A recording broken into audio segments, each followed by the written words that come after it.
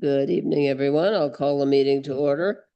So the way it works tonight, we have a planning item to take care of, so we'll do that at the beginning of the meeting, and then we'll revert to the committee of the whole agenda. So, Councillor McCray, could you read the motion for adoption of the agenda?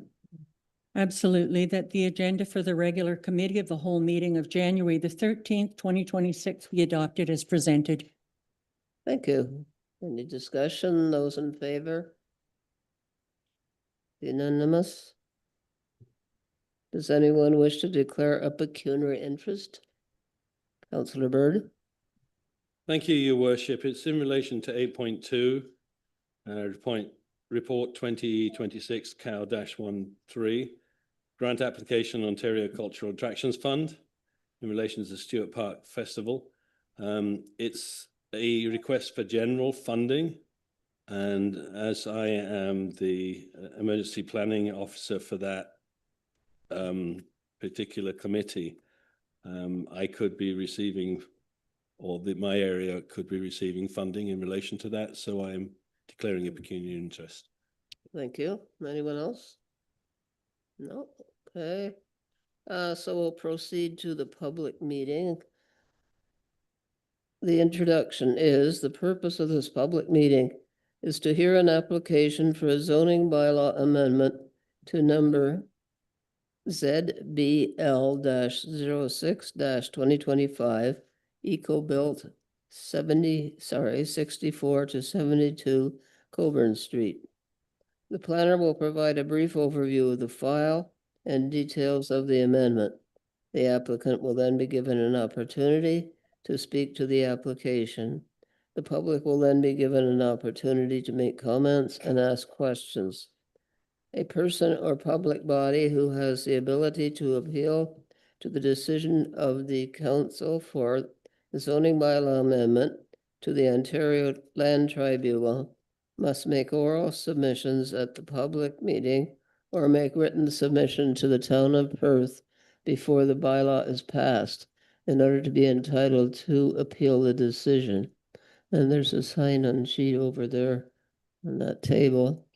If a person or public body does not make oral submission at a public meeting or make written submissions to the town of Perth on the zoning bylaw application before the bylaw is passed, the person or public body may not be added as a party to the hearing of an appeal before the Ontario Land Tribunal, unless, in the opinion of the tribunal, there are reasonable grounds to do so. If you wish to be notified of the decision of council and any possible Ontario Land Tribunal hearing in respect to any of the listed applications, you must submit a written request to the town of Perth, or you must sign the attendance list provided at tonight's meeting. So, first item is the planner's file review and proposed bylaw. I'll now turn the meeting over to Joanna Bowes, Director of Development Services, to review her planning report and ask her to confirm that public notice of this public meeting has been given as required under the Planning Act. Yes, the appropriate notice has been required. I guess I just wanted, just for everyone, because that's a whole lot of mumbo jumbo, like planning speak. There are sign-in sheets right at the front table here. So if you're interested in receiving a copy of the notice of decision or potentially appeal, then you need to sign that sign-in sheet before you leave. And then we have the information to be able to contact you and let you know what's happened. Please print clearly if you can, because otherwise we have to try to piece bits and pieces together and try to find you. So it's right there for when you're ready to sign. Can you pull up the PowerPoint?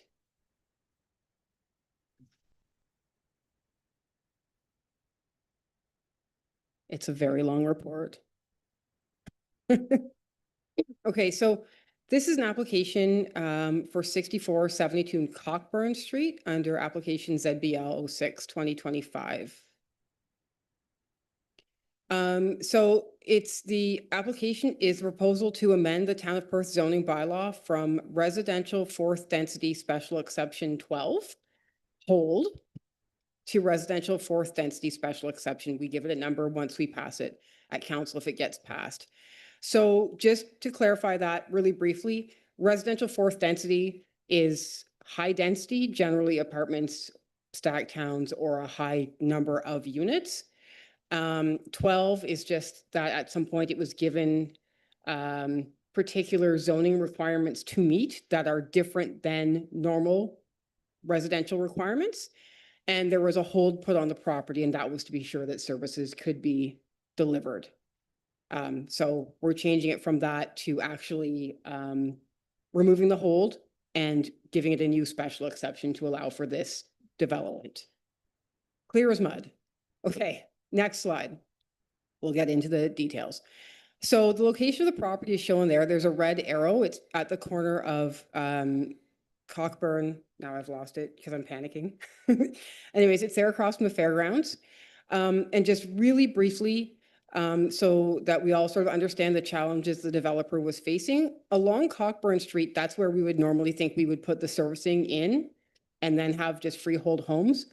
But the servicing in the ground is very, very deep. I'm looking to, I don't know where Grant is, but I want to say like 15 feet deep or more. So it's very, very costly to be able to go down, hook up services, and then fill it back up and close it off. The other option could be taking it off the other frontage, but you can't get as many units. So financially, it's just not a very viable option, and everyone has a big backyard, but it's, you know, for a developer, it's not really financially feasible. So they've proposed another option. If we want to move to the next slide. So this is the site plan they've provided, but in effect, what it is a 6-unit townhouse. So just like you would see townhouses, you know, anywhere around here or in Ottawa, 6-unit townhouse. Within 4 of those townhouses, there's going to be a separate apartment. It's called an additional residential unit. That's kind of a scary term, but essentially all it means is we've just built an apartment inside as a separate unit. So 6 units, 4 apartments in 4 of the units for a total of 10 units on this site. The positive thing about this development, there's many positives actually. It meets a lot of the provincial and official plan mandates. But one thing particularly to mention with respect to it, because it is in Perth Works, is that it's net zero with a focus on sustainability and energy efficiency. And it's, you know, the way it's proposed is supporting active transportation. So that's what the site looks like. You can see the driveways, the townhouses and the lots. And then what we'll get into later is along the bottom, it says proposed common elements condo for utilities. So because we couldn't put the services, or the developer couldn't put the services on Cockburn Street because of the depth, they're bringing them in along the rear of the property at a more cost-effective rate. But it does require a condominium for the owners of those units to pay into and maintain those services under private ownership. Next slide, please. So the next 2 slides are really just what this is going to look like, or the proposal for what it's going to look like. And then the general concept is on the next slide, just to give you sort of a feel for what it's going to look like. If you can scroll up again, thanks. Okay, so that's just a concept or rendering drawing. So next, so essentially, like when we review this project, like I said, it meets a lot of the check marks we want to see in terms of infill, density, sustainability, you know, infrastructure that is, you know, attainable and will last, provided the condominium, you know, is paying into their condominium fund, which one would assume they would. So it's been determined that it conforms with the provincial planning statement, the Lanark County Sustainable Officials Plan, the Town of Perth official plan. I've written a huge report that's quite complicated I think, and I apologize for that, but it's a lot of things going on here. But it does generally meet the intent of all these planning documents. So we're going to move to the next slide, which is the zoning chart. Before I really get into that, I just want to go over sort of the process for what's going to happen here so that people are generally aware, because it isn't a singular application. This is the first application of many that this project has to go through. Zoning bylaw, which is just essentially confirming the use and confirming the setbacks. But because it has that need for services to be shared and condominiumized, it has to be done in a particular order to make sure that everything gets done appropriately and everything is caught. So the first thing that happens is we do the zoning amendment, if that passes. The next step, strangely enough, seems out of order to me, but is getting a building permit issued for a foundation. So then there'll just be one big foundation on a lot. At that point, it won't meet the zoning requirements, but then we divide, then the next step is severance, and we divide all the lots into 6 lots. The reason we do the foundation first is because we have to be sure we get all the division lines correct, so there doesn't have to be an adjustment through another meeting for things that get off kilter.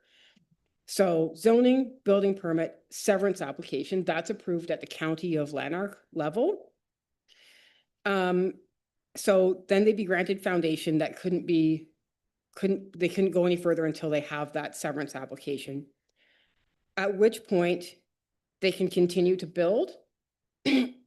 But then we have to then start through again, the County of Lanark as the approval authority, the condominium agreement. So this isn't like a condominium. There's a couple different types of condominium. This is like it's specifically tied to the maintenance of the services, not to, roofs and siding and other things that other condominiums generally have. This is specifically for the servicing. So I want to state very clearly for the record, because this is something that I don't think this council has seen before, and quite frankly, I've only seen it once, is we're having this meeting for the zoning so the public can make comments on it and we can go through this process.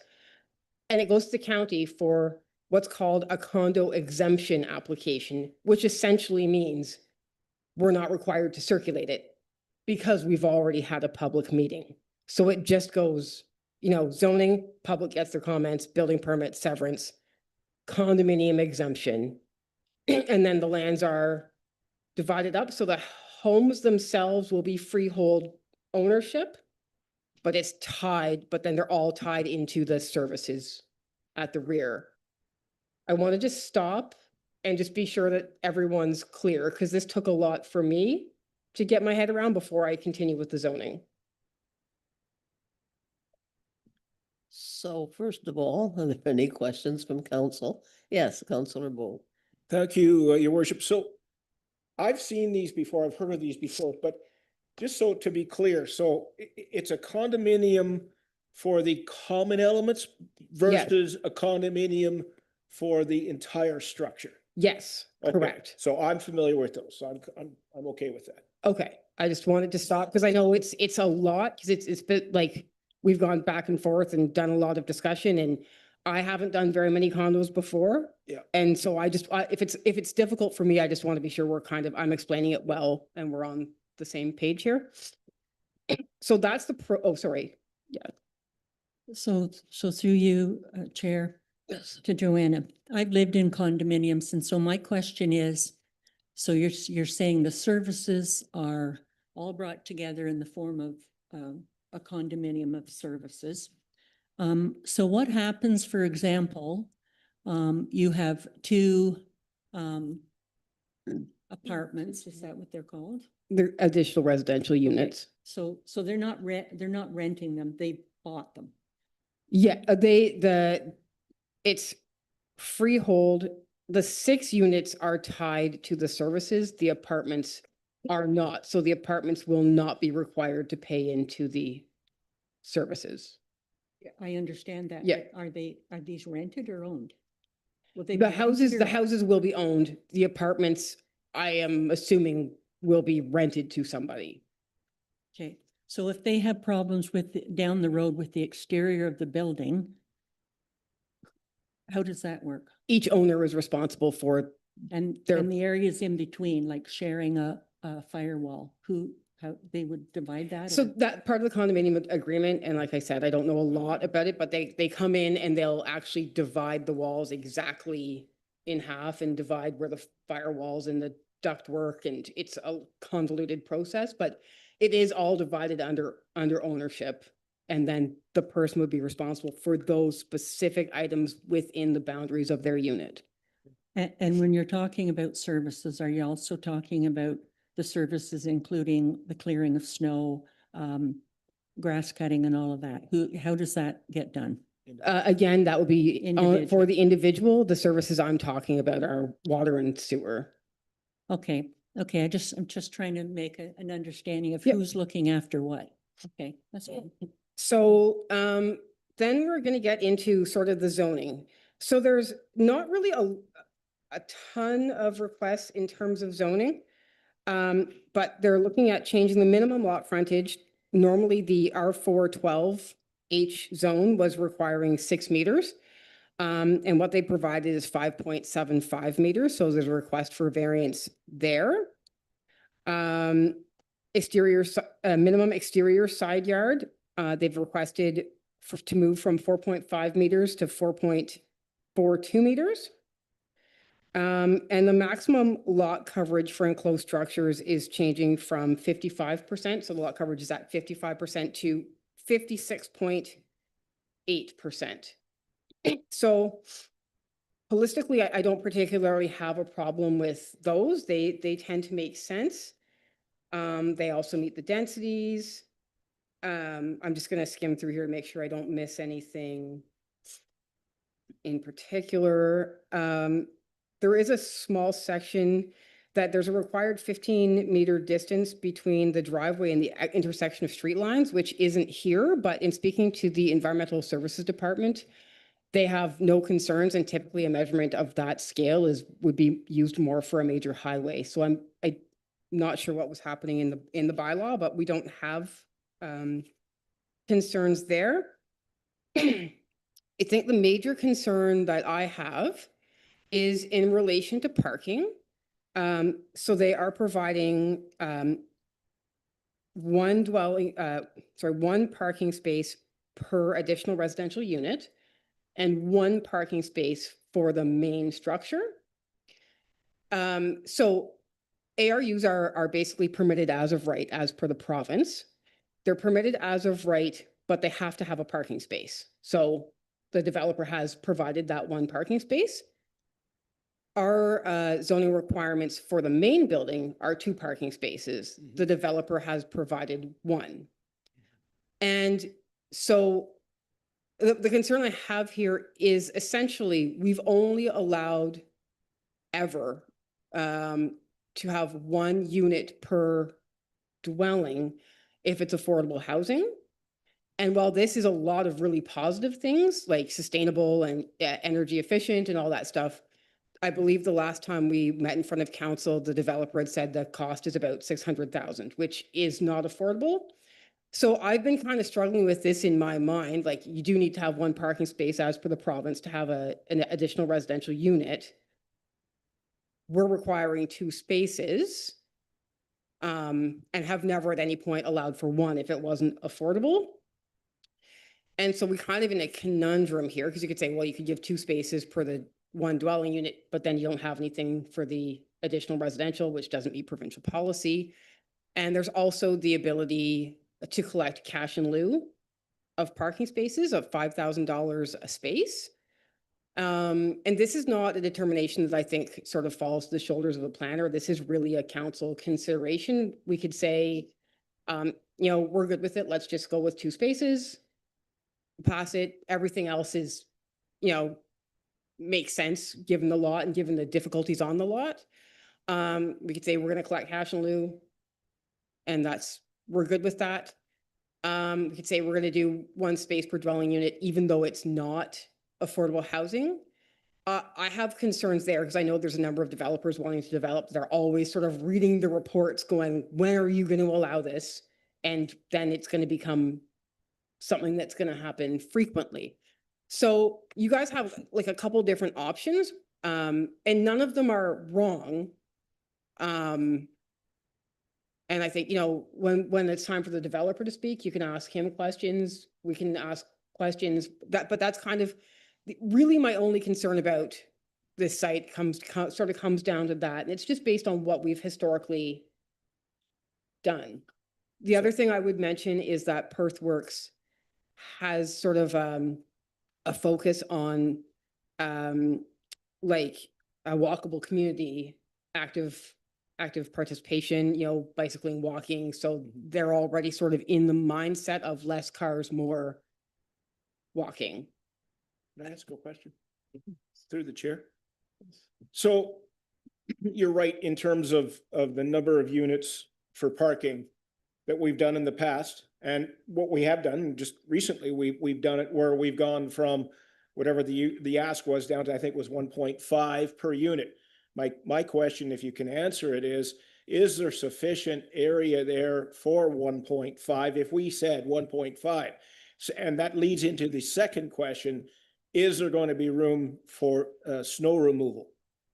So I guess what I'll start with is different types of units require different numbers of parking space. So a townhouse unit requires 2. An additional residential unit requires 1. An apartment requires 1.5. The way 1.5 works is you round it up because you can't have 1.5 parking spaces. Depending on the number of units, yeah. Yeah, depending on the number of units, you just round up. So to say 1.5 parking spaces is essentially saying 2. In terms of snow storage, you know, I think that'll be something that gets dealt with at site plan, and whether it's something that's in the agreement, it says you're gonna remove it and truck it away. Right. Or whether, you know, I don't know, I know there's a lot of drainage issues on the site as a whole, and that's concerning. That's something that we're gonna have to work through, so it may well end up being just removal. So a secondary question, if I may, through the chair. Are you asking us tonight just to give an approval or not for what's being proposed, and you're going to sort through the rest of the issue, i.e. parking, or does the parking issue have to be dealt with tonight? The parking issue is zoning, so it does have to be dealt with tonight. Okay. Councillor McCray, and then Councillor Bird.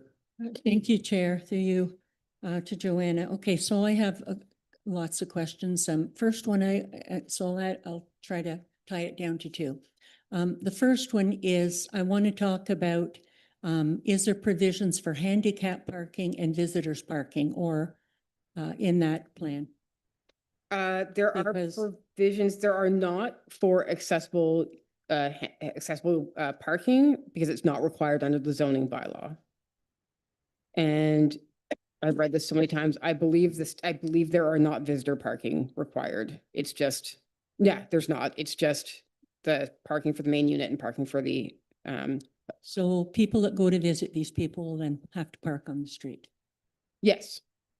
Okay? Which, you know, when you think about it, it's usually when you visit someone in a house, you park on the street. Yeah, yeah. It's also near a school and it's also near the fairgrounds. Yes. Okay.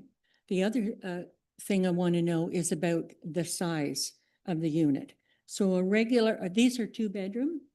Is that correct? 2-bedroom? There are 3 bedrooms for the ones that are just 1 unit. It's 2 bedrooms for the main unit and 1 bedroom for the AD. Okay. Yeah, I don't look at the building drawing, so I'm not clear on that. I don't do anything internally. Yeah, no, I'm just asking that. And the other, I guess my question being, so an average 2-bedroom apartment is somewhere between 800 and 1,200 square feet. So when we get to the point where we have the 2-bedroom and then you're going to have that extra bedroom to take in a renter or whatever, what is the size of that space? It's allowed to be 50%, no greater than 50% of the size of the unit. Okay, and they're an exclusive separate apartment? It's an exclusive separate With- apartment. Okay. Okay, I just wanted to ask that. Okay, thank you. Councillor Bird? Thank you, Your Worship, through the chair.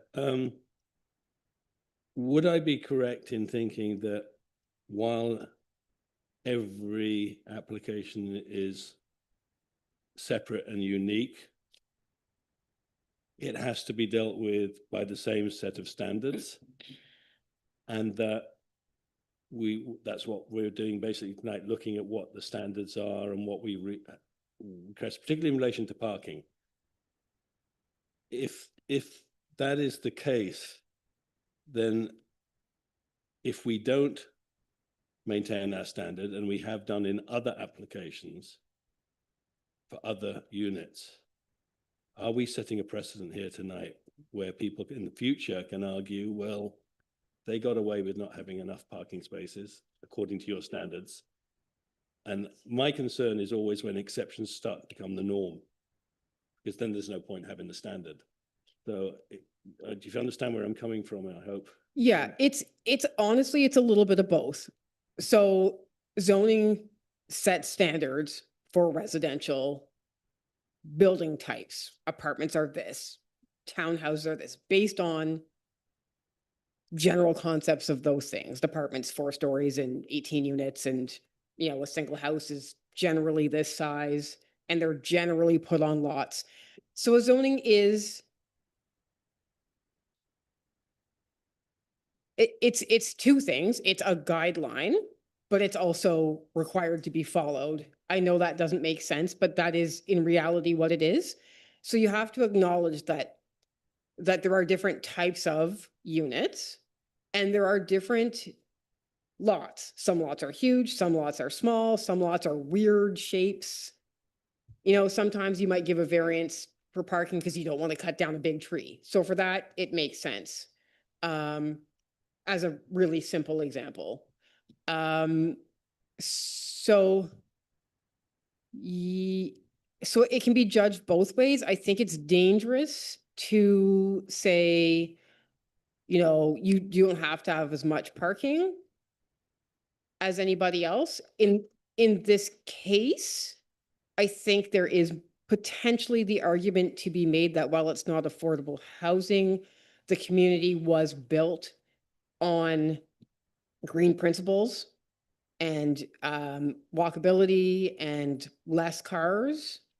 So you might be able to like tie it into that, but that's not going to stop developers who see that from saying, you did that there, therefore you'll do it here.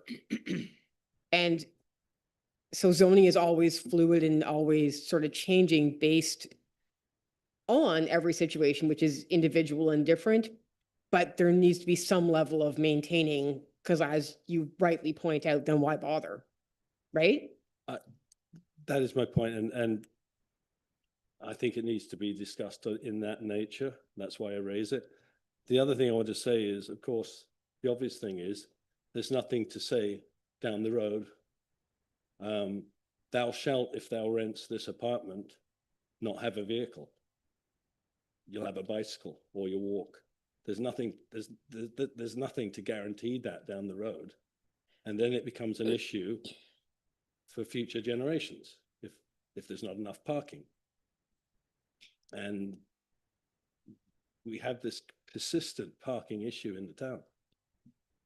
That's where I'm coming from on this. At what point do we have to draw the line and say, no? And maybe the business model doesn't work for that developer in that particular circumstances. So I have a question. I'm still unclear on this concept about how the condos are laid out. So let's say that this is unit 6.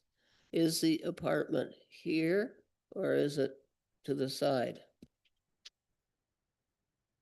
The apartment unit is within the house. So if Okay. you just had like a single house, right? Like Mhm. just a single family dwelling, you would put an apartment in the basement and that would be an additional residential unit, has its own kitchen, its own separate access. It's exactly the same thing, just in townhouse form. Okay. So how would the person that has the one-bedroom apartment access their apartment? I don't have the building plans in front of me to be able to do that, but that's something that's determined under building code. And I know that the building department has been reviewing to make sure that all of those necessary requirements are met. So access and egress, fire rating, you know, their own kitchen and washroom, all of those things are being reviewed to meet the Yeah. additional residential unit codes.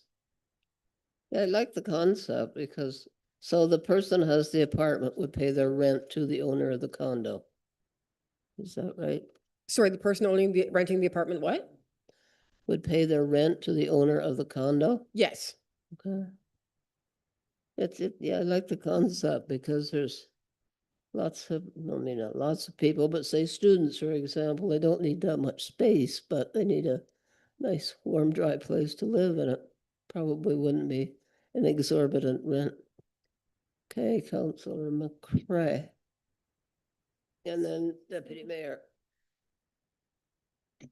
So through you, Chair, so I think there's, you know, first of all, EcoBuild is, these are being built on the principle of EcoBuild. Okay, so Yep. it's a bit of an anomaly, if you think of it, in terms of what's come before us before. And it does check all the boxes, Yep. as you stated, for the County of Lanark Sustainable Communities Official Plan, the town official plan. The query is in the town zoning bylaw. Yep. And how we move forward with that. And what I would really be interested in is, will we be hearing from the builder this evening? The builder is here, yeah. Okay. So when and- we're and- through, then segment of the- it'll go to him. And we're also going to hear from some of the people in the community as well. Yeah, I would be interested in hearing from them. So if I can just really quickly, because it's all written in the report, but this project is very positive, and the way that we're looking to go in terms of density, in terms of environmental, taking action environmentally, in terms of, you know, how the servicing is, you know, gonna work out. There's a very strong process in place to make sure that everything is sort of done the way it needs to be. But as I was going through like the provincial planning statement and the county official plan and our official plan, it's like literally everything is yes, yes, yes, yes, yes, yes, yes. Until you get down to zoning, and the requests are fairly minimal, but like I said, the parking is kind of the one thing that you're like, I don't, you know? And as a council, as a council, I need your direction. Because as it stands, they don't have enough parking. Hey, Deputy Mayor. So Joanna, just so I'm clear here, there's 6 parking spaces because there's 6 units, and then there's 4 additional parking spaces because there's 4 apartments. You need to have 12 spaces, 2 for each of the units, and then 1 space per each additional residential unit for a total of 16. And 12 are being provided. So you're short 4 spaces. Okay, so right now, the drawing that's on the board that you really can't tell, is it to scale? It's a survey, yeah. So the car, where the car is showing me on the picture, that looks like you can almost fit. 2 cars. Oh, sorry, That no, doesn't make any that's a sense. concept plan. Sure. Yeah. Okay, so each unit has a parking space to start with, and each one that has the apartment also has a second parking space. So we've got 10 spaces. Or we've got 12 and they need 16. So where are they short? You're saying, so who is going to be short? So that's kind of what I was trying to get at, is you can split that parking up a couple ways. You can have 1 parking spot to the residential unit, the main unit. We've only ever done that if it's affordable housing. You're required by the province to have 1 parking space for an additional residential unit. So, you know, if you try to give 2 spaces to the main unit, you can't approve the additional residential units. per the province. So the best thing to do is what the developer has done and split it up because you have to provincially have a parking space for the ARU. The question for you is, or for council is, will you insist on having 2 parking spaces, or is one okay despite the fact that it's not affordable housing as defined under the Planning Act, right? And we haven't done that before. And if we do that, might there be consequences down the road? And if there are you willing to move in that direction? And like Okay. I said, the difference is in this place is it's, it is eco-friendly and focus on, all those things like cycling and walking and not having as many cars. So I thought in the past, when the building across from Tim Hortons, the 2-story apartment building that's semi-finished, I thought the council the day there did not enforce the full parking requirements. They did cash in lieu of parking, which is Right. one of the suggestions here. So we've done this as a council. Past councils have not followed our parking policy. And because the developer at the time said, I can't build this building unless you give me the cash into a parking option.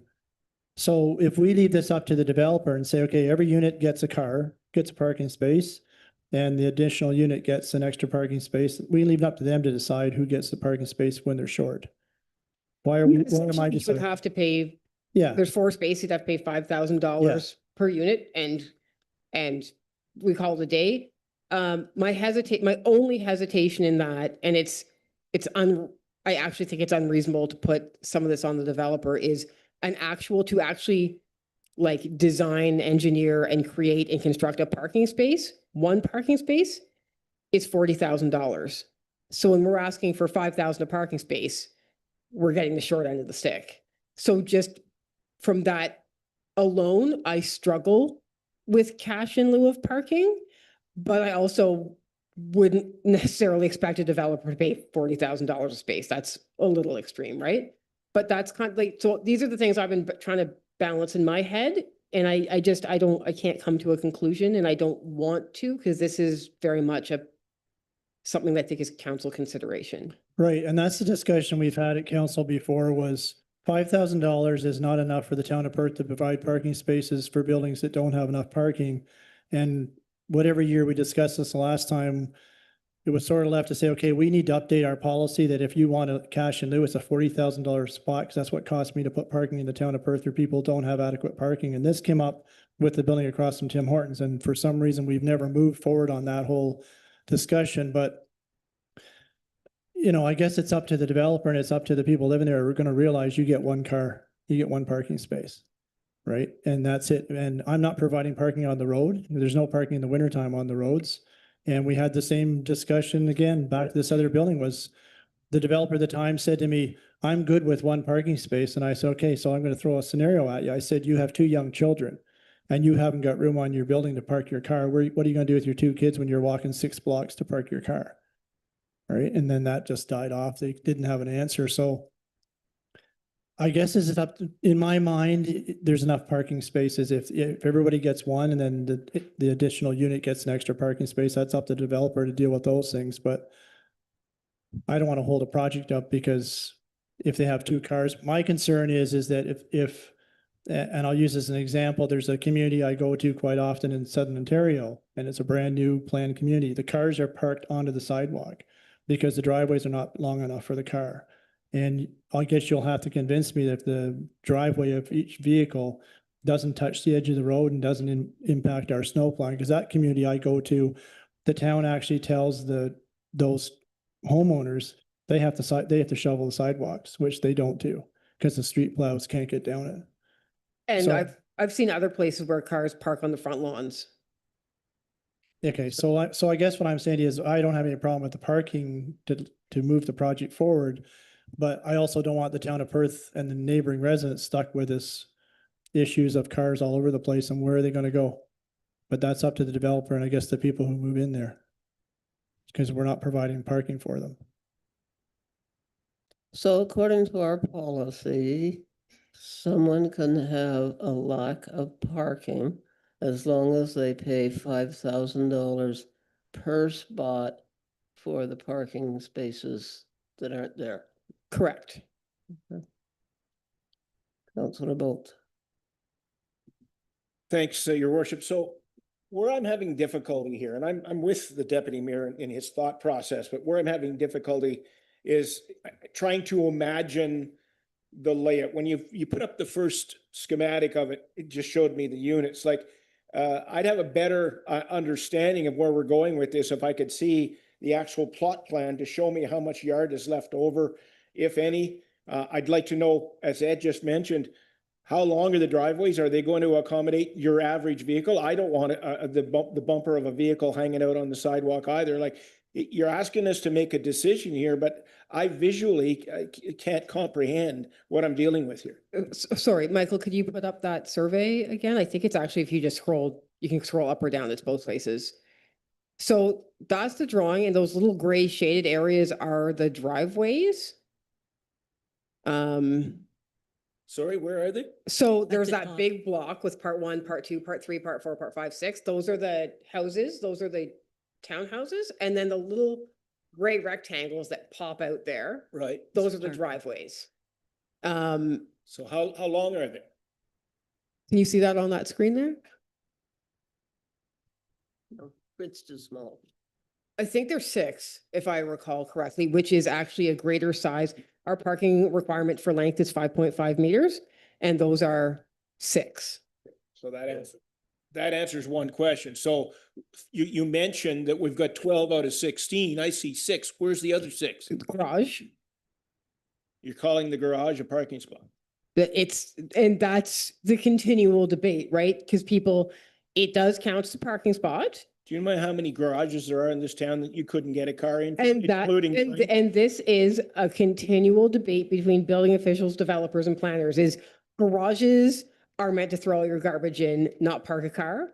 But that's the reality, and I absolutely agree with you.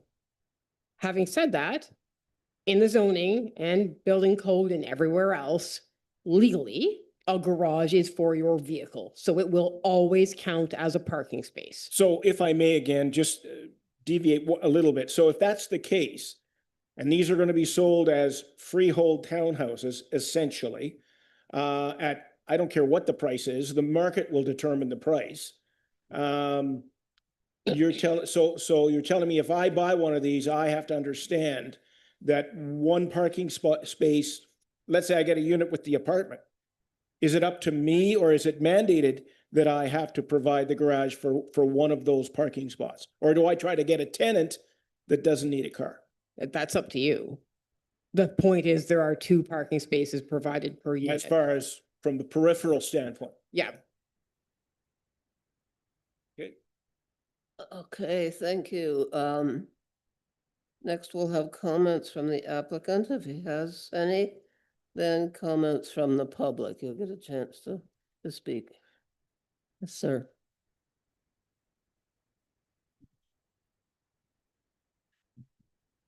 Hi, everyone. We had talked about this project in another council meeting probably several months ago, when I had come to council over here with a request to use 2 sort of tools. One was joint use and maintenance agreement to be able to actually govern the common services, which were going to be the sewer and the water. And the other one was to actually use a minor variance application. Planning decided that was not something that you wanted to do. We went down a path of defining condominiums, or basically a joint use condominium service, common elements, condominium services, condominium corporation for the joint elements at the back. And I've gone through this whole zoning process. So we're $100,000 in now, taking that U-turn on something that really, certainly in the city of Ottawa and some other places there was good precedent for that.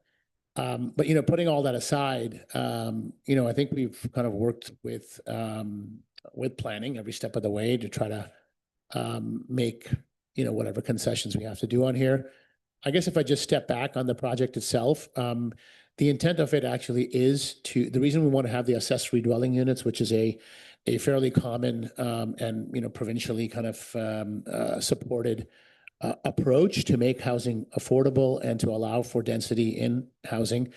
So, you know, our thought process on this really was that it's a way for people to actually get into the housing market, to be able to actually afford a freehold unit, and then be able to offset a really big part of that mortgage through rental. So that helps. It also kind of helps with the fact that you can have other people, you know, another sort of, the apartment can be rented. That could be a friend, which from some of the early sort of purchasers of that, of the condos, it seemed like they had a friend there, so it creates community. You could have a young student in there that can also help out a senior. So there's a lot of good kind of opportunities for that. It's also a really good opportunity for young families, right, who can't really afford houses. And so if they can do that, start off by actually renting something like that, even if you have like a couple and they have a kid, they can kind of expand into that and no longer need the ADU on that side.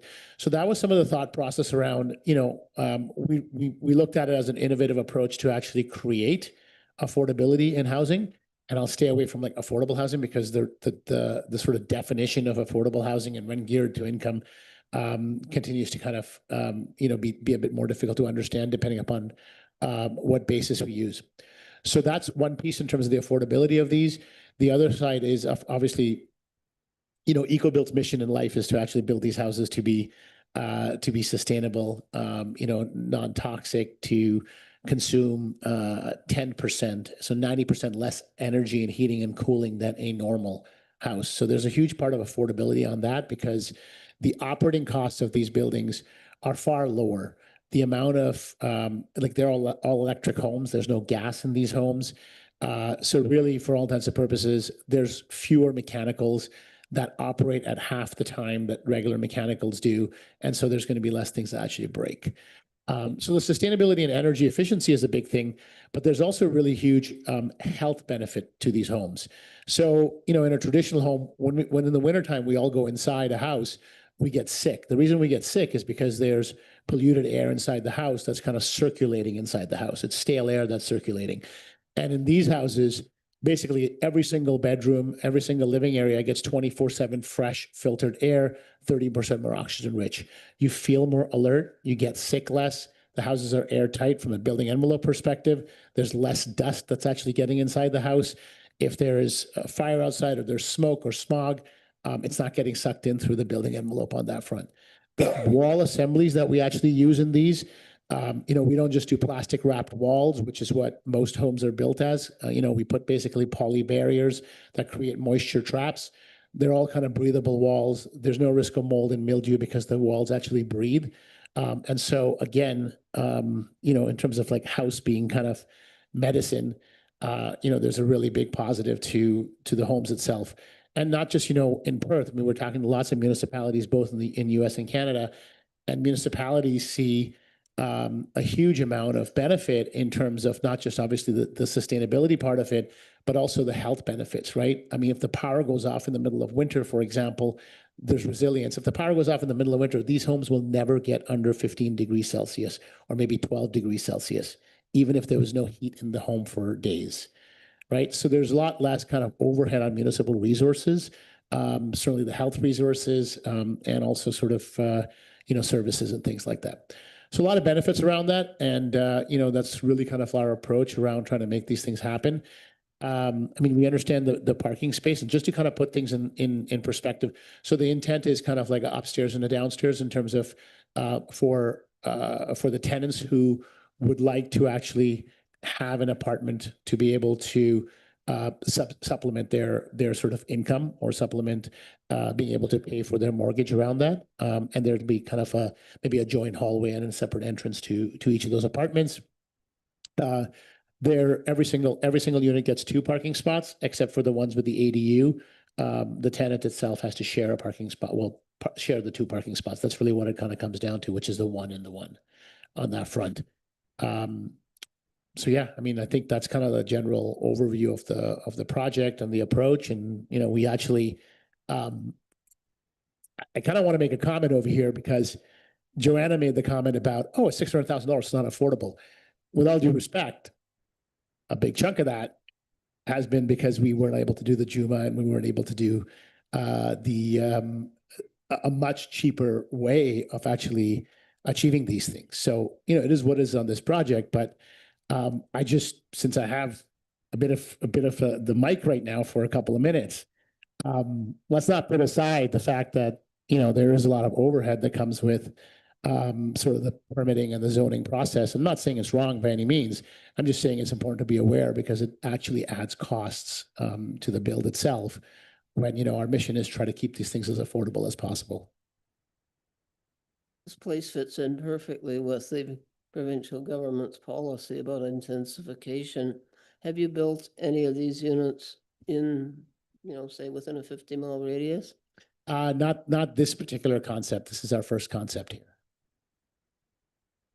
Okay, just wondered if something similar, Yeah, there's had actually, problems with parking. yeah, there's a few other builders that have kind of built these, like EQ Homes has a project called Duo, which is very similar. Like it's basically townhouses and then they have kind of a ADU that's built into it that could be rented. So it's just, we haven't built it, but there are other projects like that. Yes, sir. So you're realistically telling me that your two tenants or your owner and tenant are both going to share a driveway and a garage and they won't be parking on my streets? Yes. Well, the number one complaint I get in the town of Perth is people are parking all over our streets and the Yeah. people who live on the street can't have their friends visit because there's no place to park in front of their homes because the tenants or whatever from places that don't have parking are Yeah. parking in front of their homes, other people's homes. So, you can see my concern here is that I really don't think that you're going to have your tenant and your homeowner moving cars all the time in and out so they can both share the same parking space because one's going to be in the garage, one's going to be on the driveway and nobody's parking on the road. Yeah, there is kind of like, I mean, so if you just kind of like, we've kind of like driven around the neighborhood, right? And seeing kind of like what parking spots are there and stuff like that. So there are some streets that you can park on and some streets that you can't park on. So, I mean, for visitors and things like that, I mean, the streets that you can park on are going to have to be acting as the visitor parking. And yeah, outside of that, I mean, that is really legally what we are kind of proposing in terms of the double spot. Well, we could always instruct our bylaw officers to be more stringent enforcing parking. Okay, so moving along, yeah. Have we any written, I'm sorry, go ahead. Thank you, Worship. So, just out of curiosity, when you first came to council, did you explain to us at that time that you were planning on putting apartments in 4 of these? Yes. Okay, that went right over my head, I guess. I have the same concerns for parking, so I guess I'm going to play the devil's advocate here. If we insisted on 2, what would that do to your project? I would kill it. There's really no space on the, like, it's basically about 130 by 100 lot. So based on everything that we've actually done, like there's no space to really put the spots. I mean, unless we somehow end up putting it in the backyards, which obviously will create other sort of zoning issues around that, and get rid of some of that amenity space. So through the mayor, one more time. So in terms of the 600,000 or whatever that price is. Yeah. That, to me, I mean, affordable housing has got many different definitions. That's right. Yeah. Right? Different approaches. Yeah. That said, my concern for you as the developer is that if I'm a prospective buyer of one of these units with this parking conundrum, you may not be able to get the 600,000 you're looking for. That's obviously your risk, not mine, but it is a concern. Right. Part of me says I don't have a problem with this project because of, all of the other things you're doing with respect to the, Right. how easy they are to heat and everything, and how they're good for the environment and everything else. Right. I am struggling with the parking because I, like the deputy mayor, have had many a complaint in my 12 years where people are complaining that because of this very problem, the extra tenants will end up parking on the street or as close to that as they can, taking away other parking spots for other people that own homes. Other than that, Yeah. I'm 80% there. Yeah, and you're right. Like, I mean, in Thank terms you. of like the configuration that we're actually providing, that certainly narrows the market, right? For for, the folks that might be actually interested in purchasing the place. And our kind of, our hope really, is to be able to really think about or be able to talk about some of the other advantages, which are all real and, proven and things like that. So that's the quid pro quo in terms of any purchaser. Okay, and then I want to get the comments from the public. Yes, that, if I may, through the chair, is a question I have. There's a motion at the end of this. I'm assuming that we don't make the decision on parking until that point. So we're going to hear the public's before a contribution to this as well. Am I correct? Any other questions for me? Okay, so looks like not, but Okay. there may be questions from the public that you need Yeah, to that's answer. fine. Here, Do we have any written comments from the public? Thank you. Yeah, sorry, we didn't actually get to the slide where we reviewed comments from staff, agencies, and the public.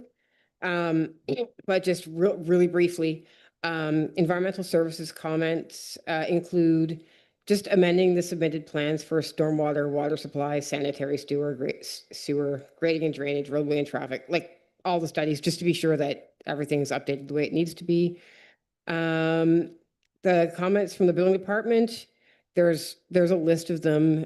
You can read them. I think it'd just be a little lengthy to go over them, and I quite frankly would probably not be able to explain them if you asked me. And then we had some additional comments from WTC. And then as of yesterday, I circulated you comments from a neighbor in the Perthworks neighborhood. Unfortunately, I forgot to bring it up here in front of me. But I know the first question was, will this developer be signing the common elements agreement that all the other neighbors have signed? And the answer to that is yes, it already has been signed. The second question was, can we take time to amend this common elements essentially agreement to reflect better what's happening in the neighborhood? And I'm sorry, Tim, I'm going to have to ask what the third question was about smoking.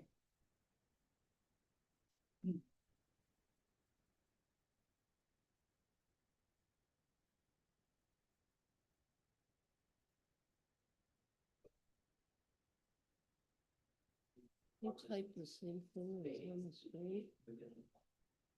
That people have to smoke on their own property. Right. And then the other question was, is it a good idea to consider four-way stop That's right. at Upper because there's so much traffic on Upper Street. And actually, I wondered about that Wilson too. I was thinking why Upper. Okay, so yeah, there's been a lot of back and forth between Tim and I regarding smoking on public properties, and I'm struggling to find bylaws relating to that. I think the question was, can we add that into the common elements agreement, amend it so that people have to smoke on their own property, not in common elements? That would require amending, the existing agreement that's there and have everybody sort of re-sign it. Again, I think it's maybe something we could look at. My preference personally is there's 2 more lots left to develop. I'd like to get that done and then do a holistic agreement. And then the question about the 4-way stop at Arthur and Cockburn, I think we'll have to sort of have a look at that and respond at a later time.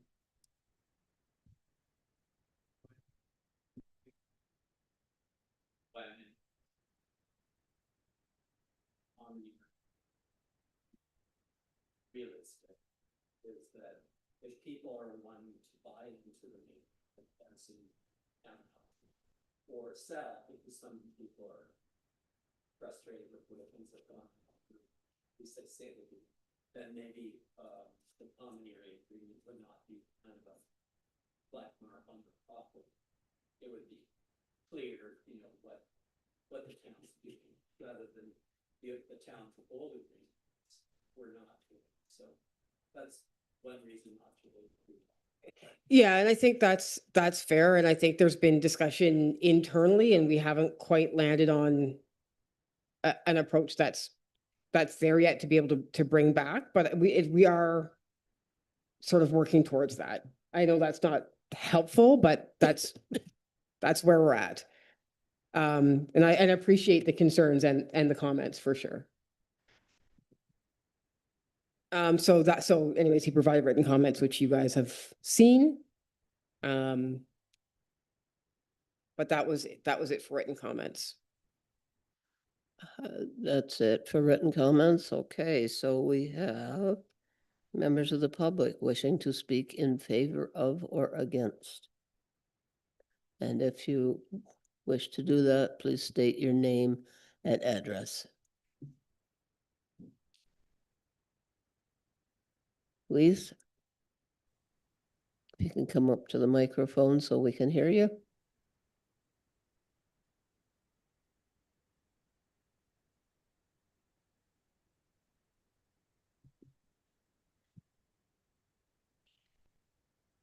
My name is Louise McDermott, and I was one of the first residents of Earthworks. I think it was in 2008. And we were the first house built on the premises. It was a duplex. The house beside us was built and assembled on the Algonquin College campus and shipped there and put together on the site. Ours was the first construction, a duplex with our neighbors. And I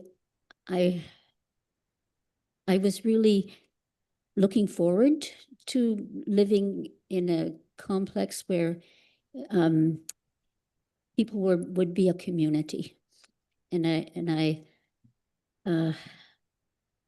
missed that when I moved away. Due to my husband's illness, we moved, and I'm hoping to move back. And I would be in one of these additional dwelling units. I don't have a car. I'm 82, and if I can't walk, I depend on my friends and neighbors or a taxi to take me places. I think that this is maybe the case for many other people. I don't know how it compares to what you call a granny flat, or whether that's an additional dwelling unit and whether they need parking for that. I don't know. But for me, it will be a kind of a granny flat. I will be renting from a friend, and I'll be relying on my neighbors to make sure I'm alive and things like that.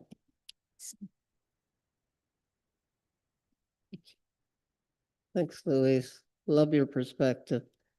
Anyone else? Okay, come on. We've got Alfred. Yes, and then your turn. Alfred Von Merbach. I'm at 71 Halton Street, part of Perthworks. We went through this summer sort of being told that we had said there's a lot of bedrock there. It's a big issue. We'd been reassured on the other project that wasn't going to be a problem. They're used to dealing with bedrock. And then we sat through 4 weeks of, like, they brought in their machine, it didn't do anything. They brought in the biggest machine they could rent, it still didn't work. They brought in a drill rig, and then 4 weeks of bombardment.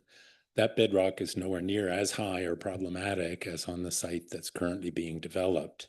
So when you look at the plan and you see these nice level driveways, it strikes me there's a lot more bedrock that would have to come out to create anything like that, or else they're building high up on bedrock and dealing with 30-degree slope. That's going to come later. That's site plan stuff. It's not really related to the zoning and the asking for allowances related to that, but it's, that affects how you imagine if you try to look at existing garages as they're built. I'd say 50% of our vehicles here wouldn't fit in one of those garages. So some cars will, mine doesn't, and it's not a big sport utility. But now you always have sort of two cars, and that, so you're having to, who's going out first in the morning and trying to go through, imagine that dance. So if it's realistic to sort of say, yeah, I mean, my issue was more on the bedrock, on just saying, what are we as neighbors? Are we looking at another 4 weeks of hoe ramming? Are they blasting? Is there something I'm missing in terms of an ability to build high up? Because I spent a lot of time looking at that, and I tried to sort of say, well, you actually have to take on the side yard too, or the house would be buried into bedrock, let alone how they're then, to access to get into servicing. But that's a real, I mean, I think a lot of residents aren't here because they're shell shocked from getting through the summer, and like me would have a hard time speaking and staying in control. So it's a comment for consideration that Yes. be really aware of that. This isn't stuff that breaks up with the whole ramp.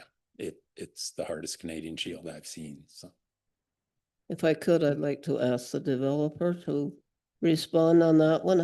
That's one big rock. How do you plan on getting rid of it? Because blasting is much less noisy. Yeah, so I mean, Alfred, great comments, and when we actually get in there, there's probably not going to be much, like there's not going to be any magic. I mean, if we're not able to sort of, have a machine dig it out, there'll be some blasting that's kind of required on there. But you made the comment about, what's really driving some of this stuff. Now, I don't know anything about the other projects, so I can't comment about that. But I can certainly tell you that, our initial plan was to get rid of as little bedrock as possible. However, the grading and drainage and the stormwater requirements from the town of Perth were a lot more significant. The requirement for the slopes on the driveways were more significant also. And so, it increased the amount of bedrock that we likely have to kind of take down. And there's probably really, really good reasons. Well, not probably, there's good reasons for all those things, because we're trying to look at, the town of Perth is trying to look at it holistically and not just, one specific point. So, we take a look at all those different things in terms of slopes of driveways, the drainage requirements, the stormwater management requirements, and things like that. We end up with more bedrock than, certainly from an eco-built perspective, we wanted to blast, because obviously we want to be, as least intrusive to everybody around us and the neighbors. And that's just, in terms of what our values are. But on the other side also, there's a financial perspective to it, right? Like you got to basically spend more money to break that bedrock. So, I think my comment really on this would be that there are reasons that not necessarily we could control, that, also the town requires. And, all we can really kind of promise is to be as respectful as possible, try to keep it be aware, right? That's step number one. And try to just minimize it as much as possible and use the least invasive, shortest path to get it done. And, we'd have to, and we're already starting to kind of talk to people, but we'll have to get, the right experts to kind of weigh in on that in terms of how we accomplish those promises. Thank you. Anyone else wish to speak? Come on. Yes, I almost forgot you. Give us your name and address. I'm Carol Franklin. I'm not a resident in Perth. I live on Audie Lake at 140 Blair Pool Farm Lane Road. I've been active in trying to voice my enthusiasm for active transportation, and I saw in the application that the developer was looking at that. And maybe this will come with site plan, but I would like to encourage that $5,000 you're going to take from them to use it towards active transportation things, ensuring that we have accessible sidewalks with ramping, making sure we have good cycling storage on the site, those types of things. You heard from Louise. She's a person that doesn't drive a car. Having facilities in town to support people, so they don't have to have even one car, but never mind 2 cars for living in a house would be a very creative way to support that. And I think like the goals of your official plan are all working towards that and working towards addressing climate change. And so we need to look at creative ways to support developers that are building buildings that are addressing that from the envelope thing, and then supporting people in their transportation needs as well. So anyway, thank you. I just want to be clear, for everybody, cash in lieu of parking is required to go directly to parking. It actually is not permitted to be used for anything else, much the same as cash in lieu of park land. So those two things are defined specifically in planning documents. And so we can't take that money and put it elsewhere. It has to go specifically to parking. Although I applaud the thought. Okay, thank you. Could you? Oh, sorry. Deputy Mayor. You read the recommendation. There's a couple more people that want to talk. Sorry. I'm sorry, I didn't see your hand.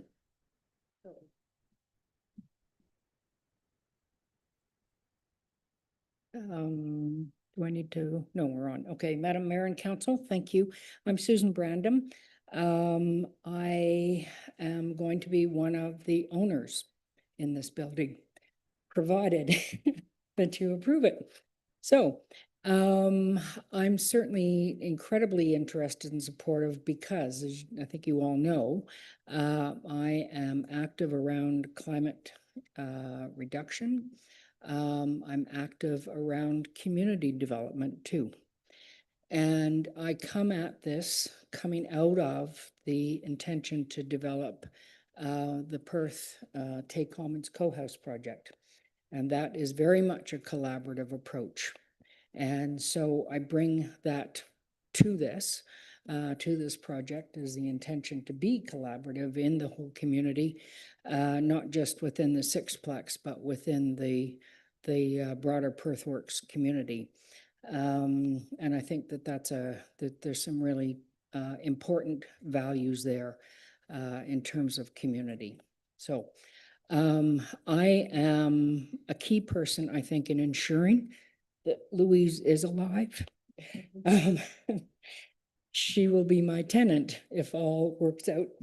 And so the intention here, or the reason that I'm interested in this and then ended up discussing this with Louise, was that my intention is to live on the upper floor. That's the apartment of about 1,100 square feet.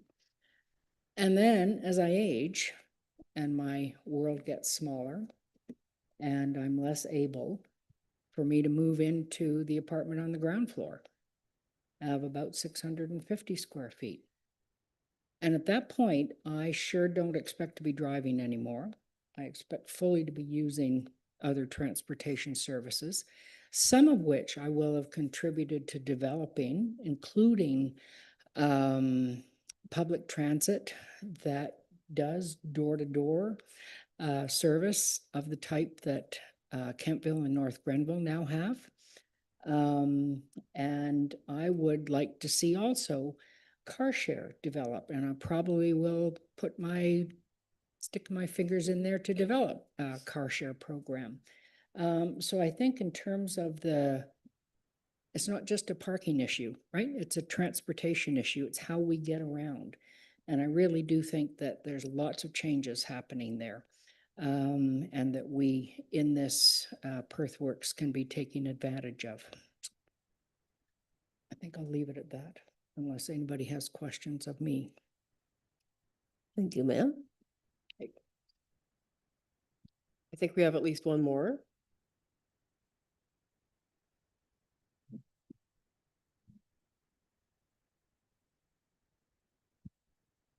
My name is Deborah Jackson. I live at 71 Halton Street in Perthworks. And while I agree with Alfred, looking at that site and after watching what was going on in the summer, I hold two different things in my hands as we're here, the difficulty of this site and looking what's coming. And I also live in a community that values sustainability.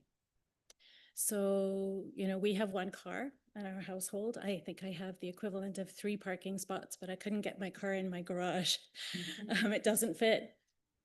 So I think those are important things to consider, that these garages, if they're going to be considered parking spots, need to be big enough to fit the cars that are there.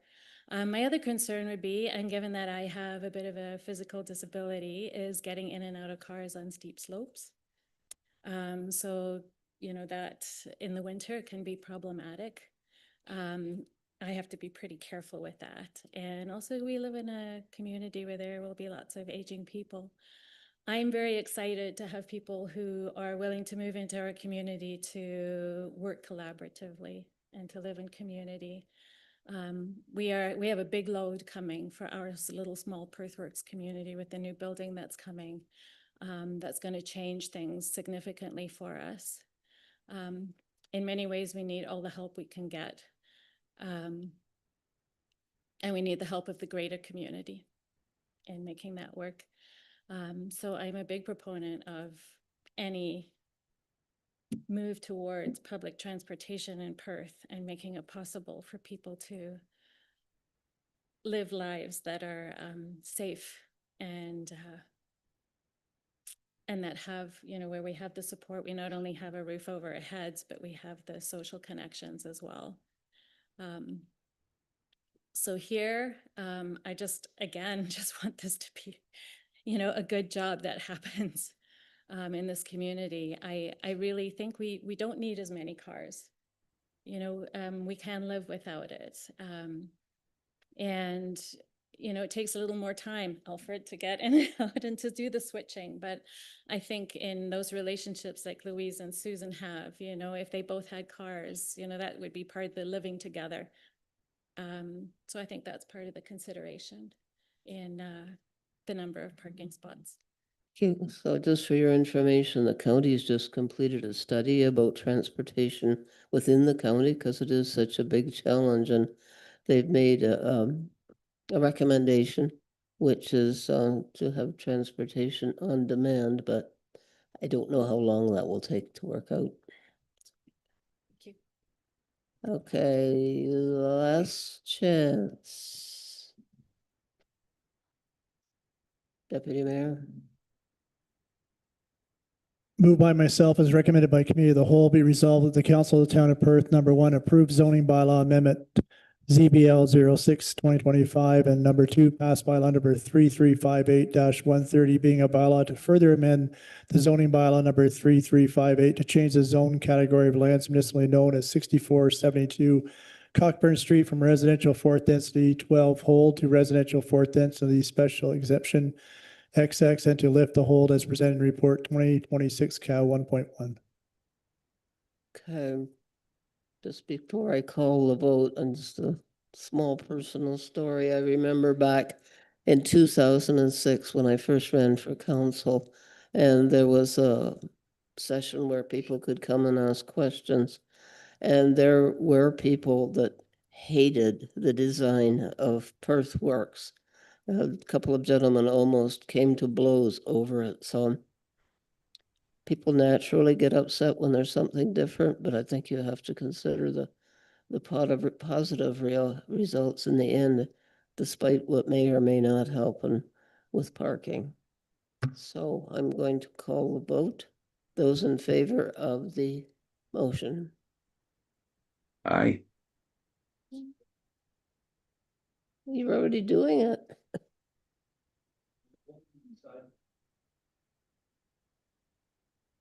If we pass it, have we made a decision of parking? And if so, what is it? That's what I was just about to ask. Because we need to, if we're gonna do cash in lieu of parking, we have to add that. But I think we need to have a further discussion at some point about parking in general and parking fees, because that's really been totally resolved over the years.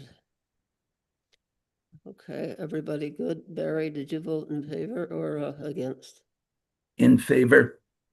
Okay, So, thank you. It looks like it's so, unanimous. so what we're voting on is the changing the zone category of land municipality from the residential fourth density to the special exemption. That's what we're voting on, Councillor Bird. Yeah, so that would include all the changes to the zoning, like the Yeah. interior, whatever all the Yeah. changes are, including 4 parking spaces. You're fine with it, and we don't, and then under this, we don't collect any cash in lieu at all. So Okay. if you pass it, we don't collect the $5,000 and you're short 4 parking spaces as that reads right now, which is fine, but that's what that says. So if you want to amend that to say collect cash in lieu or not, or whatever, but now's the time to do it. Thank you, everyone. So we'll go back to our regular agenda. So that's the end of the discussion about this condominium. No one's got. Your worship, what was the vote outcome on that? Judy, can I just ask for clarification? Joanna, so can you confirm that the motion that council just considered, does it includes an understanding for parking and cash in lieu of parking as presented in your staff report? Or do you need further wording included in the motion? I would need further wording included in the motion to ask for cash in lieu of parking, if council desires.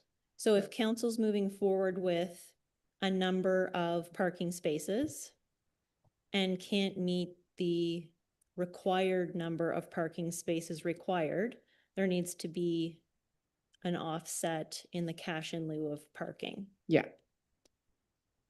Councillor Bird. Thank you, Your Worship. I wasn't raising my hand in relation to the vote decision. I was raising my hand to ask the question, what are we voting on? Is council clear on what we're voting on? I wasn't voting yay for the motion. I would suggest to you the vote is void at this point until we know what we're answering. I believe we're voting on these things that have to be changed in order for the developer to go ahead and start building. So if we want to talk about parking, that would have to be something different, like Joanna has said. And I think just for clarification, we need that direction at this meeting in this motion. So I think, Joanna, can you just explain a little bit about if council chooses to not require the number of parking spaces required in the zoning bylaw, reduce it to a specific amount, we need to include in the motion that there's a cash in lieu of parkland. And then can you explain the other reverse to that? So effectively, as the motion reads, we're approving kind of carte blanche, the variances that we've discussed, including 4 less parking spaces that are required, with no discussion about cash in lieu. If you want to have cash in lieu, then we need to add that, and the point 3, and the developer be charged $5,000 per space. Or the alternative is deny the application, I suppose, but I don't think that's where we're at. So it's a matter of just, yep, we're going to approve this as is, no fees, no parking fees, or yes, we're going to approve it, but with parking fees. Councillor Bolt. Thank you, Your Worship. So it wasn't clear that that's where we're going. Now that you've clarified it, I appreciate it. I think the elephant in the room is the parking. I feel it, that's why I asked the developer, if we insisted on 2, what would it do to your project? And he bluntly said it would kill it. So we know how important that is. I personally feel that as one proponent has already stated, her tenant isn't going to be driving a car. And it quite may happen that there won't be a requirement with the units, with the apartments, just the same. We have no way of knowing that. And that's going to be fluid. That's going to change as ownership changes. I think personally that if we're going to approve this the way it's been brought forward, we should be asking for $5,000 cash in lieu. And if that's the maximum, I guess that's the maximum. I'd rather see it higher. But that's what I personally think that we should be voting on here. I agree. Are you making that a motion? I can make that a motion if you'd like. Give us some wording. So Joanna, in that regard, would the wording of the motion be adequate if it read that the developer pay $5,000 per parking space in lieu of parking? That's perfect. I'm sorry for the confusion. It was clear in my head. That's okay. But I think it should be clear, if you don't mind me interjecting, that it is going to be 12 parking spaces if you include the garages. I think that's what you've explained, and I think that should be clear in everybody's head. So how many parking spaces are not available using that formula? 4. 4. 4? Yeah, we're short 4. Okay. Maybe we can put that in the motion, the number. So clear. Yes. Okay. So basically the amended motion is the same motion, except for it includes the provision that the developer pay $5,000 per parking space in lieu of parking, and it's for 4 spaces. So we're doing that as an amendment. Is everybody clear on the motion? Yeah. Yes? Yep. So those in favor of the amendment Yes, and those in favor of the motion as amended? are you asking a second question? Go ahead.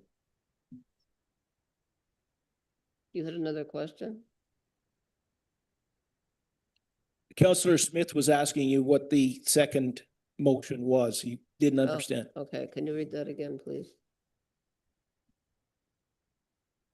So Barry, we're voting on the amended motion, which is Yeah. the same as the first motion, but just to include that the developer pay $5,000 per parking space in lieu of parking for the 4 spaces. Yeah, that's what I thought we were voting on. Okay, so let's do the vote again, just in case. So those in favor of the amendment? Okay, those opposed? Yes, Okay, and then those in favor of the motion as amended?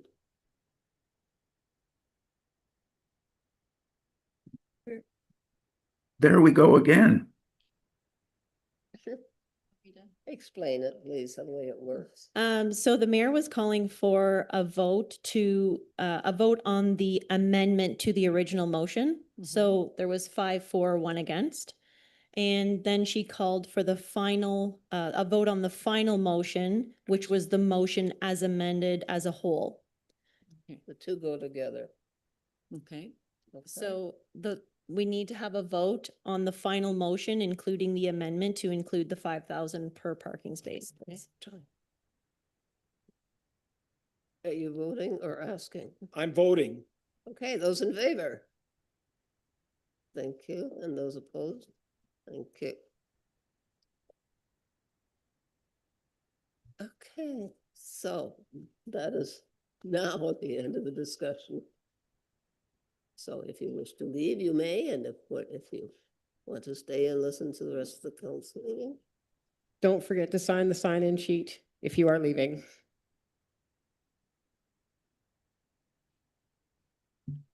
So Councillor Smith, could you read 5.1? I don't have any wording in front of me.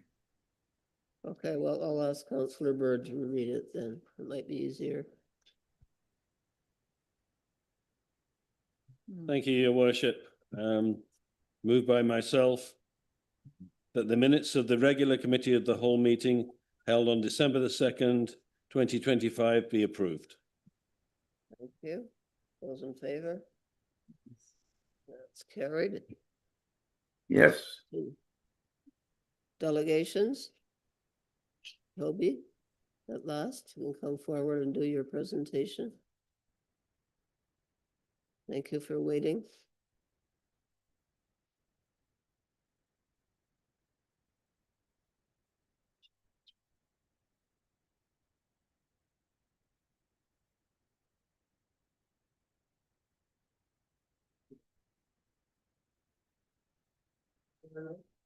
Happy New Year and all that.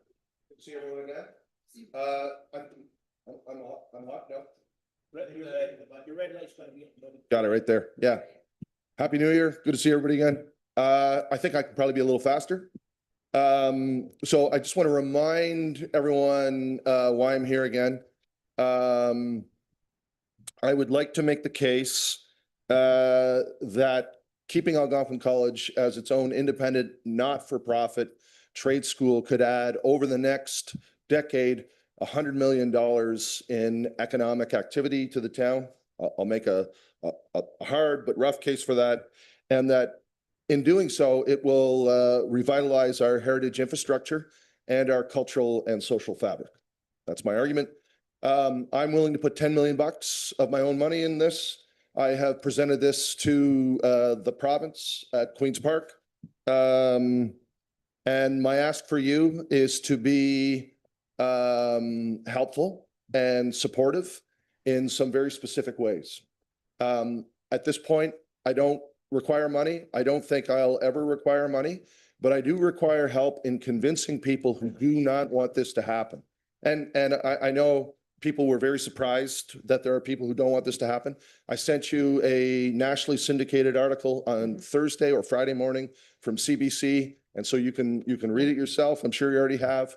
I asked the federal minister, John Baird, and the provincial minister, John Malloy, to write that letter. It was great of them to do it. And just as a reminder, federal conservative, provincial liberal, they don't often write joint letters. The feds put 4.5 million, the province put 4.5 million, and you could see their reaction. They were both astonished and dismayed that this college would be moving, right? So, and you saw Nolan Quinn, the Minister of Colleges and Universities, his response is, Algonquin's a separate legal entity. We wipe our hands. Okay, I have been to Queen's Park 9 times. I have met with Nolan Quinn twice. He apparently has bigger fish to fry than the Perth campus of Algonquin College. Okay, you saw Claude Briere or someone on his behalf, who's the president of Algonquin, his response, which is, we'll be moving everything to Ottawa. Now, to be fair to them, they intend to move everything to Ottawa, keep the jobs, but have them in Ottawa and run the courses in Ottawa, so that they'll not be closing them down. Okay, I think there's a bunch of reasons that are problematic just logistically. And further, I should disclose, since I spoke with you last, I have been in conversation with Claude. I met him just before Christmas, and I do believe those negotiations are going on in good faith. But what I really want to talk to you about is the impediments, the structural impediments from the province, from Algonquin College, that will get in our way unless we're very courageous and committed to this plan. And that'll be my argument. I think with that, I can probably go to the next slide. Oh, yeah, the last thing is there was a news article that went around. Maybe it was spurious, but actually it's indicative of how there are many people who don't want this to happen. And in the argument, in the article, it was just like, it was saying that there needs to be broader economic concerns at play for the town to embrace something like this. And I believe the points were, we need to see economic growth or diversification, we need to see employment, and we need to see infrastructure returns. So those are the 3 things I had in my mind when I was building this. So I wanted to start with facts. So here, the Perth is by demographic standards, the oldest and poorest community in Lanark County. And I'm not sure if everybody knew this, but it's significant. And partially the age is 58. Your worship, I just want it on the record that in Perth, statistically, I am a young buck at 56 years old. I want that somewhere written down, despite what my knees say. But, and we know this, a lot of seniors, a lot of people living in fixed income. We hear just from the constituents before, right? That's probably a very typical thing. But as you know, it's very difficult to raise a tax base off people who are on fixed incomes. So we're the oldest and the poorest. Here's 56K per year. By comparison, Ontario average is 91,000, right? So we sit well below provincial norms. If you go to the next slide, all this is Stats Canada. You can see here, Tay Valley at 78, Lanark Highlands at 71, Beckwith, Carleton Place at 78, Beckwith at 107,000. Now, many of those communities, Beckwith and Carleton Place, for example, have the gift of being proximate to Ottawa. So you get a lot of commuters. I understand that. But you can see the age and wealth per household is a real huge problem for this town, and it will be for generations to come unless we fix it. And I would argue, without wanting any interest in doing your jobs, to say that I think the thing I would have in the top of my mind is how do we make it the youngest community and how do we make it the richest? Like, that's what I would be thinking about. Okay. Oh, the last thing I would say too about this community, it's actually quite seasonal now because we've had a big spike in tourism, which is a good thing. The town has done a lot of good things for tourism. I do need to call that out. But that's seasonal. So if we get young people who have money here, they come in the summer and they stay briefly. So here's my argument.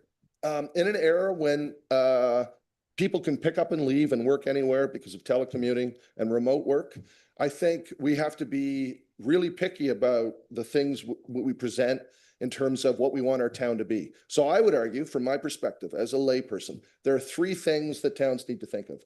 One, they need to be really competent at basic things.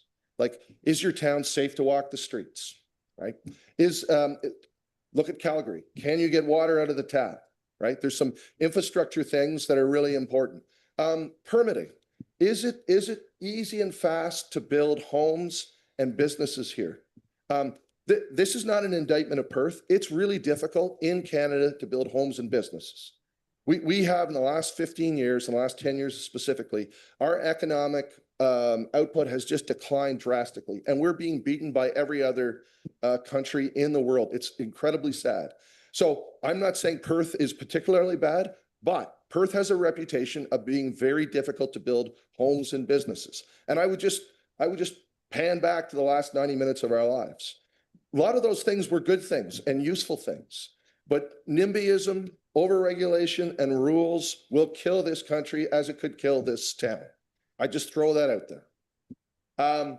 Second thing, we need to be good at a few things, not just competent, but good at a few things. So does the town have useful amenities, rinks, pools, beautiful third spaces, a vibrant downtown? I would say yes to all that. I think Perth does pretty good there. However, I don't think any of us in this room should take any credit for it.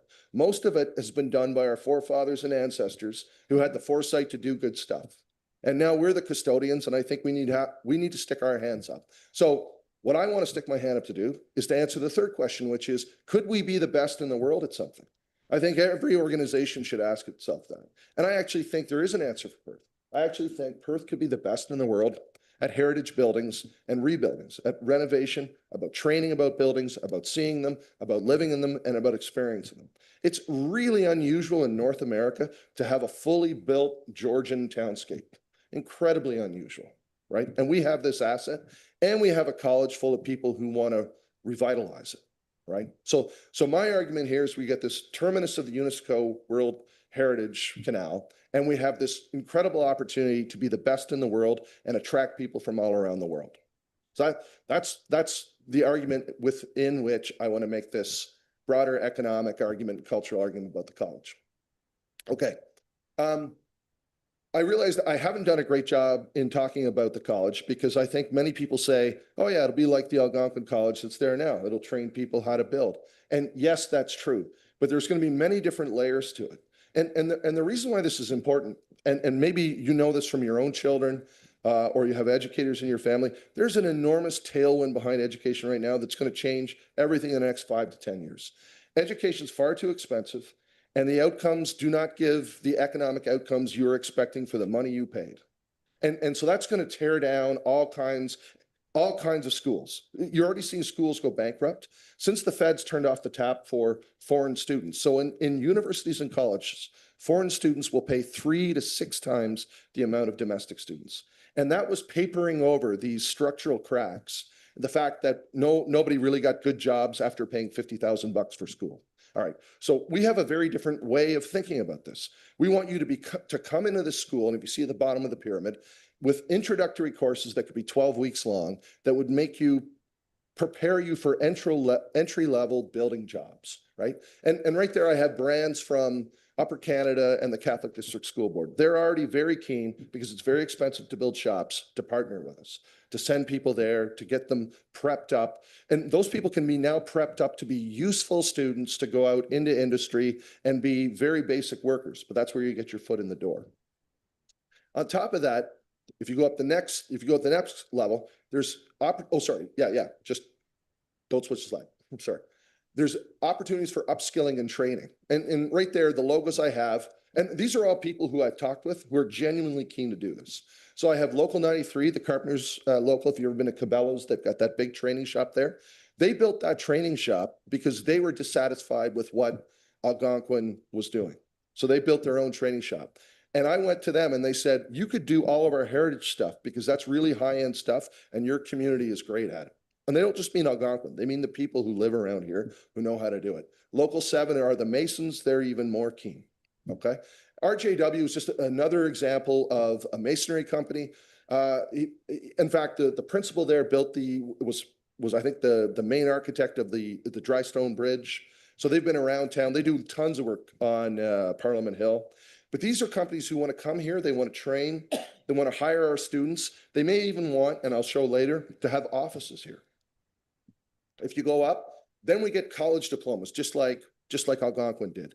And with that, we'll partner with other institutions. I've just used as an example here, Willowbank, a very highly respected training institute in Southern Ontario. But that's more like what they do now. You go in there, you can get a college degree. On top of that, I want to be able to offer university degrees. So I'm in conversation with both Queen's University and Carleton University. Queen's University to offer a BA in conservation, Carleton University to offer a BSc rather in applied sciences through the School of Architecture. Yes, Judy. Yes, Your Honor. Worship, sorry. You've run out of time. I'm running out of time? Yes. Oh, I was under the assumption. So I was under the assumption, I can go fast, yeah. Okay, so what I want you to see here is you can come into this institute on a 12-week course, get a college degree, go work, come back, get a university degree, come back, do some research. More importantly, if you go to the next slide, all the people affiliated with this type of institute will now be drawn to the town. Go to the next slide. So currently, these are Algonquin numbers. The direct impact, economic impact, and this is mostly salaries paid to professors and students based on their living and spending expenses, is about $7.5 million per year. That's if there's 150 to 200 students. I model on a 200 to 350 students. It'll probably take us 3 to 5 years to get there. And I've modeled it on $25K per student. There's research out of the University of Brock that says it's closer to 35.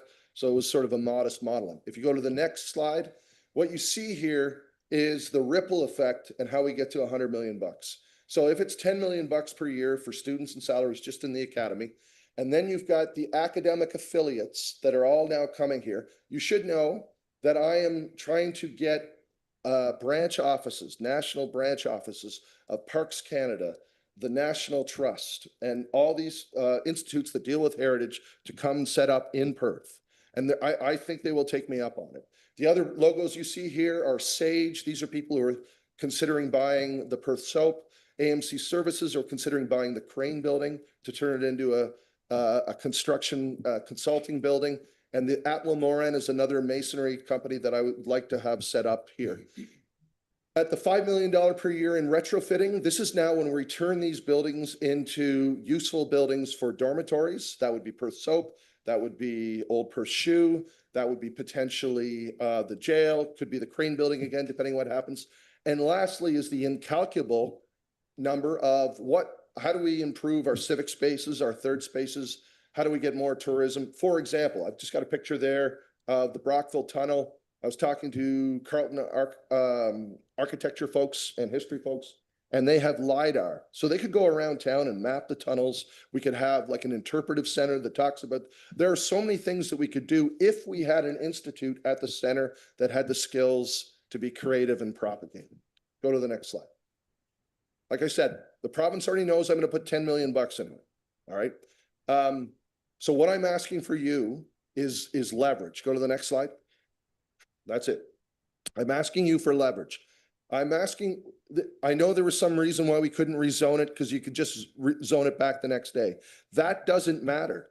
There are people here who are going to try to buy it and they're going to say, oh, the town just wants you to do what are you going to build? A dog park? Oh, they love that. No, if they say, no, it's zoned for a private college, what's up with that? That little bit of friction will just make them think twice. You have to put yourself in the position of Algonquin. They do not want this to happen. They want their catchment area to be pristine and they do not want me as a competitor. Right? So, and they will slow play this thing till everyone on council is retired and they don't care. Right? And this is the precedent. This is what happened in Kemptville. Talk to people in Kemptville. This is what's happening in Orillia. Everyone's losing their colleges. And there'll be nothing you can do about it because the folks at Queen's Park and the people who run colleges do not care about small communities. There are no incentive to care because they don't live here. So what I need from you is leverage. That is the ability potentially to buy it with me, the ability to expropriate it, and there's precedent for this, if Algonquin won't sell it for a pro-social purpose, the ability to rezone it. All those things I need as leverage. Because even if Algonquin will sell it to me, they'll take all of that 10 million if they want. And then I just think of it this way, that 10 million, if I have to give it all to Algonquin, there's nothing to turn these buildings into dormitories, et cetera, et cetera. So that's what I'm asking for. Thank you. The two things you mentioned, expropriation and the town buying it, we'll have to discuss that in camera. Just because of its nature, but I'll open it for questions, and I have a couple questions. Nobody has any questions? Answer both. Thank you, Your Worship. So, Toby, you hit the nail on the head, I think, at the end, because I'm sitting here listening to you, and I wish you were turning the key in the lock tomorrow. Honestly, that's the way I feel. Yeah, me too. And I think everything that you put forward is great vision, and try and make this a younger town. Unfortunately, right now, we're considered the retirement capital of Canada. So, it's going to be a big job to turn that around. But, if you develop it, they will come sort of thing. And that's the attitude that I also have. The big thing that I was asking myself as you were speaking is, well, why don't they just sell it to you? And you hit the nail on the head. They don't want you to be a competitor. Yep. So my question then is, if we've got ex-ministers from both sides of the fence agreeing that you should be allowed to do it, even though they're saying it's their entity, the fact that they invested heavily in it, have you exhausted your possibilities of getting government assistance to put pressure on it? So I've talked to every minister that would have any sort of feel on this portfolio: housing, infrastructure, education, colleges and unis. It rolls right up to colleges and unis. Their biggest problem is already in the Globe and Mail, 10,000 people will probably lose their jobs in that sector. The majority of many of those people will be OPSU members. So the colleges and universities has a problem with OPSU because they don't want to look like they're privatizing. And I hate to say it, but rich guy buys college. That's all the Toronto Star will say. And OPSU will say, there we go again, losing Canada some American idea. They don't say it's a not-for-profit. They don't say, I won't take a salary. I won't make a cent. But that's the politics. That's why it sounds so weird to us. But there's a huge, incredible movement not to lose these jobs, not to privatize. So that's what the Minister of Colleges and Universities is looking at. And when I talk to him in camera, I'll tell you, you know why people vote conservative? They vote conservative so that you can privatize things. And I think there's a place for unions, but that's what's getting in the way here. And that's why it seems like a no-brainer to everybody in the room. You're like, Yeah, surely you're gonna do that. And then Algonquin, right? They're angry at the province because the province has frozen tuition. So Algonquin doesn't want to play ball either. And the last thing they want is a real competitor that knows how to do things. And worse than that, a private competitor. And you know, I'll just like a broad comprehensive polytechnic institute that are good, that has 20,000 students will not be able to compete with me. Like we'll be the best in the world and we'll just, but we won't do electrician work. We won't do plumbing work. And in that case, and this is what I was telling the president, we can collaborate.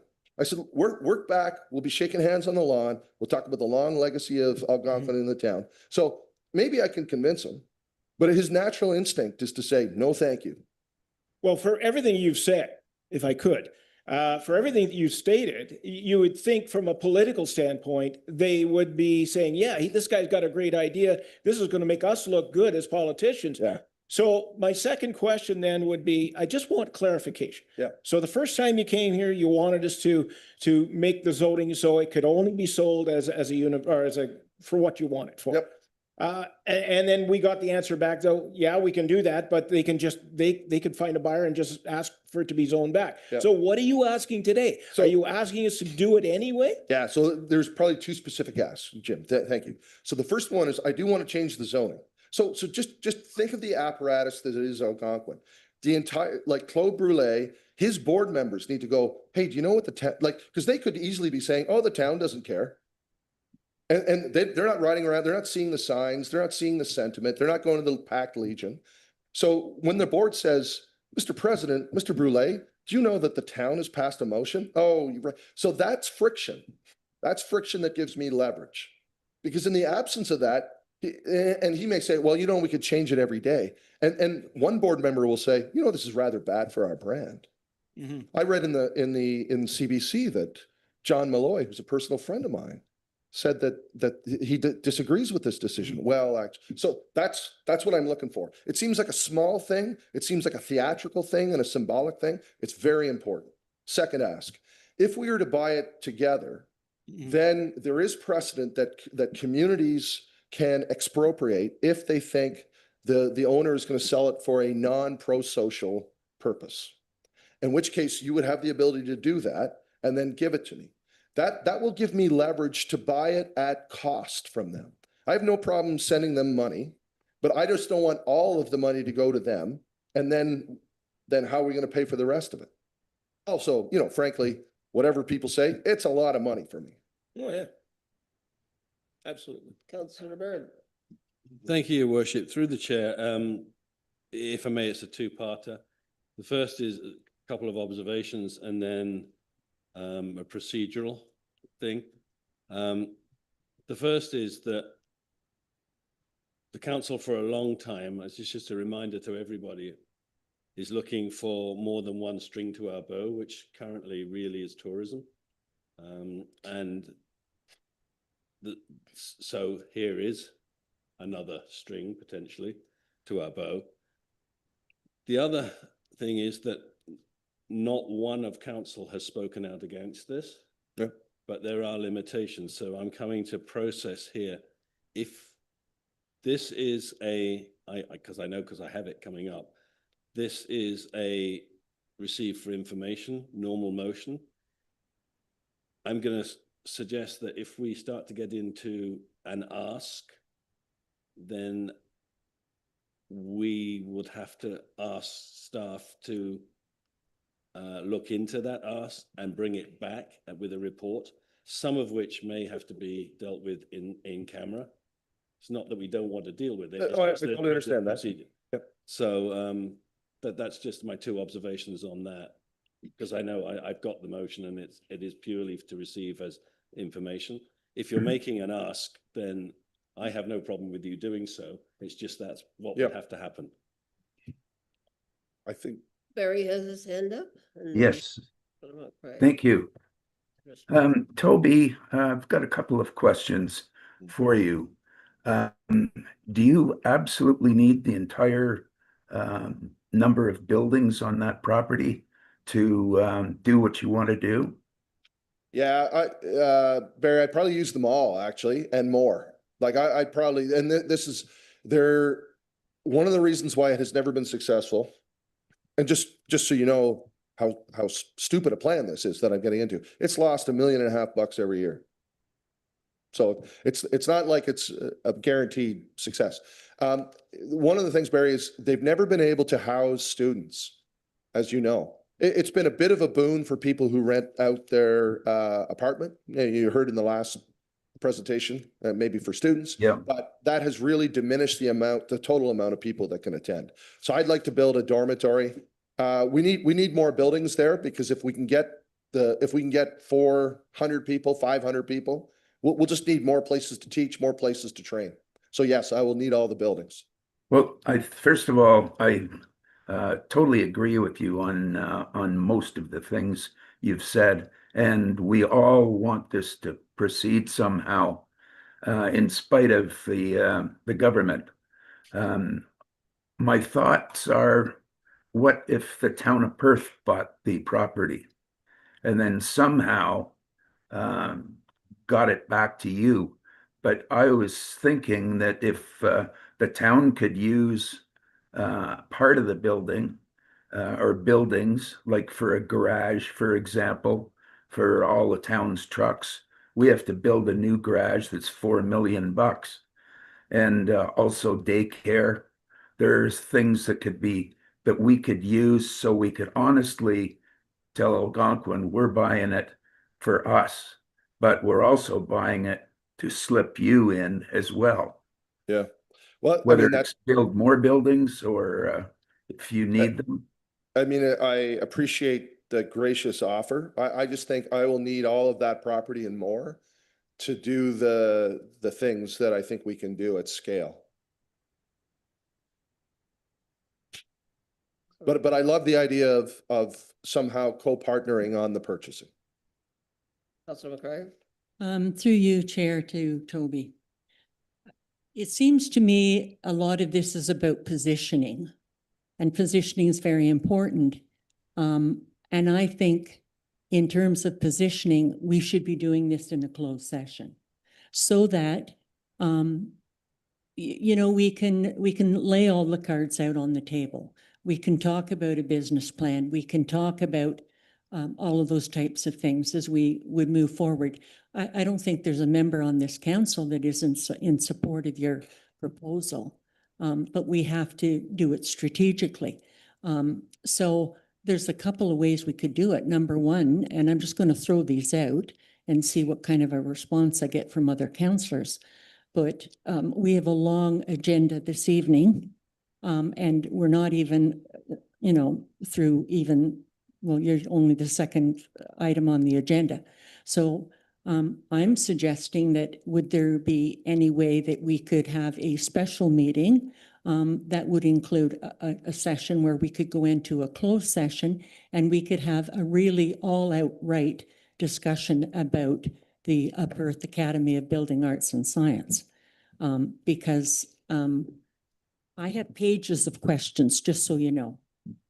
So I will be asking at the end of the discussion for a staff report and also an in-camera, which could be after the next council meeting. We'll have to look at the agendas to see what else is coming up. Anyone else? So I agree with you 100%, or as Donald Trump would say, 500%. Sure. I made the comment during the budget deliberations that I know how desperate some people in this town are. And this town can't afford to meet our asset management plan with the current income levels that families have. That's, if you've been around council for a few years, we certainly know how poor the town of Perth is from the general family income. If I can just interrupt you for a second, because the reason why I started with we're the oldest and the poorest is because a newspaper I read where you were cited with a constituent that was irate because there had to be a 7% increase and she was on a fixed income. That's when I started looking into Stats Canada. And she said in Beckwith and Carleton Place, they're at 0% or a minor increase. And you know it better because you were cited and that was the first time I learned it. That's our collective future unless we do something about it. You're not telling me anything I don't know. And members of council in Beckwith and Mississippi Mills and Carleton Place, they're growing, you know, we can't control what they're doing. They're growing out of control, right? Basically, everybody's moving there. I've got 3 kids who, all of your arguments tonight, they've beat me over the head the last few years about Perth has to change. Yeah. Perth has to attract different way of living in this town. A big one is daycare. I've got kids who have Yep. young kids that can't come back home when they want to because there's no daycare. Yeah. I was really frustrated with the media presentation of this council, especially the written one that came out after your last time you're here, that the council sort of turned our backs on you. It's never happened. We're 110% behind you. I've talked to staff. I'm sure other council members have talked to staff about different ideas to try and make this a reality for you in one way or the other. I certainly get the impression Algonquin's not going to sell to you. They really don't want to in the government. I'm really frustrated with my member of parliament in Ontario, really frustrated with my federal member of parliament who seems to be completely quiet on this issue for us. We asked to be a delegation at the meeting where they exited out of Perth. Yep. And they didn't let us, but Michael and I went anyway, and they wouldn't even recognize us in the room when they made the decision, which is certainly frustrating for the history of what this college has done for us in Perth. I'm open to doing anything to make this a reality. And I think all the council is and the staff is. But I do think that some of the ideas we have to go into a closed session with you. Okay. I don't want to tell the public some of the ideas I have. Yeah. Because half the public's going to go nuts if it doesn't come true, and they don't understand what we have to go through to make a decision in the best of times.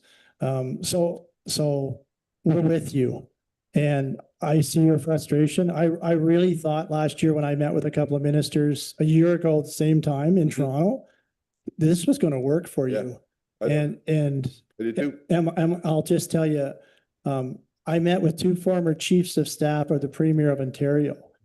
The comment from them was, they're not here for us. They're here for them to stay in power.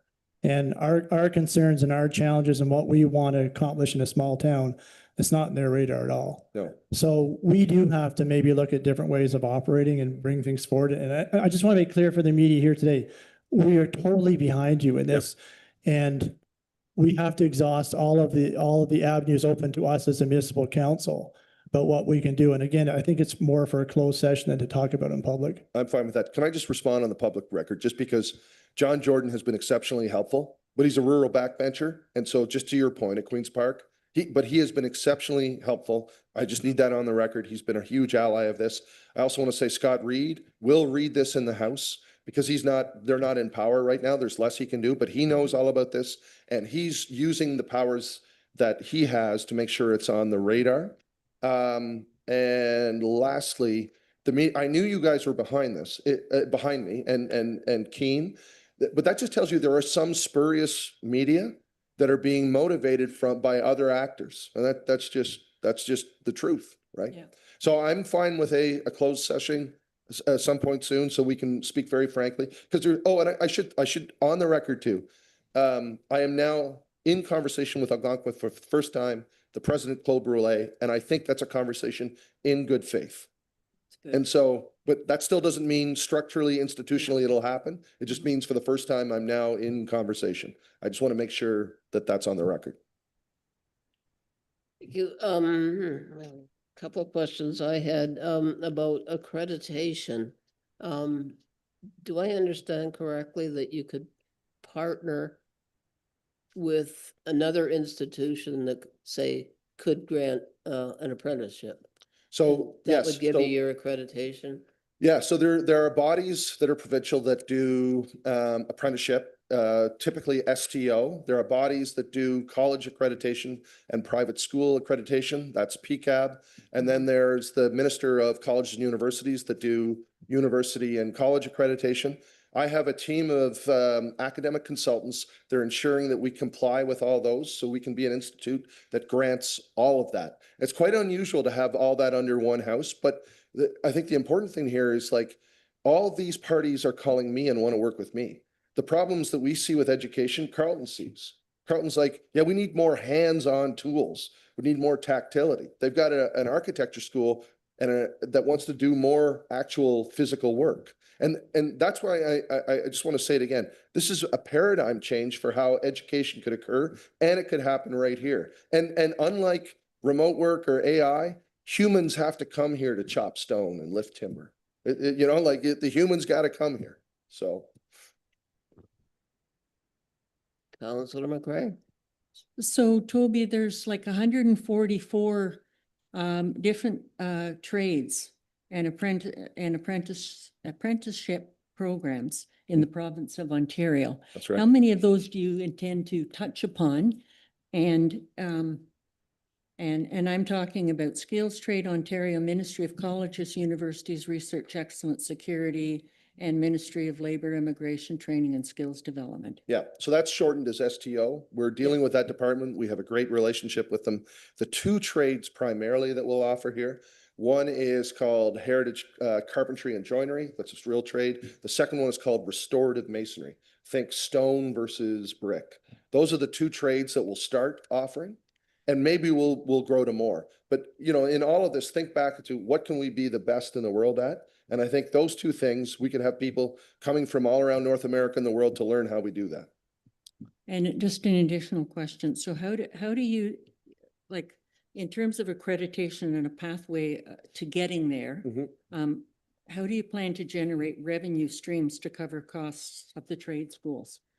So one of the things I think that why people are dissatisfied with how colleges and universities go is because people pay a lot of money and then they get out and they discover, lo and behold, they're not prepared for a job. And partially that's structural. And the reason is the colleges just do the training and they take money from the government that they've lent to the student, and then they wipe their hands clean when the students go. We're going to have a completely different relationship. So how do you do that structurally? We could lend you the money to go to school. And so we are financially invested when you graduate to make sure you can pay it back. Right. So we're going to have much deeper relationships with through apprentices, through co-op programs, through placement programs, and all the firms that I talked about. So the union wants to come here and pluck the best people because they want high, like, I'm not a union guy. They have their place. I'm very surprised how progressive and on the ball the unions are on this. So the short answer, Councillor McCray, is I think we can do a much better job of being integrated into industry. The big schools, they can't do that. They don't have an incentive. They take money mostly from foreign students who they don't care if they get a job. It's like no business would ever be run on these incentives. Okay, anyone else? All right, The rest I'll ask you in closed sessions. Judy, I Come just, at your leisure to close session. Your Worship, I just want you to know that I'm losing power. My computer's going off, so I'm changing rooms and going to plug it in. okay, we won't desert you. So can we craft a motion for a staff report and an in-camera session? Yeah, so I would propose just the same motion, but adding that staff bring back a report. At the end of this one? Yeah. Okay. And then we can schedule. Yep. Okay, so the motion is, Councillor Byrd, you can read that. Thank you, Your Worship. 6.1. Moved by myself, as recommended by the Committee of the Whole, be it resolved that the Council of the Town of Perth receive for information the presentation from Toby Shannon, Perth College, as presented the Committee of the Whole meeting of January the 13th, 2026. And you want an and to direct staff to report. Do you need a date or time or council meeting for that? Yeah. To a council meeting, yes. To the next council meeting. Yeah. Thank you. People heard that. Those in favor? No, it's unanimous. Thank you for coming. Thanks for having me. as you've heard people voice, we're 100% behind you. We just have to find the methodology. Thank you. Thank you.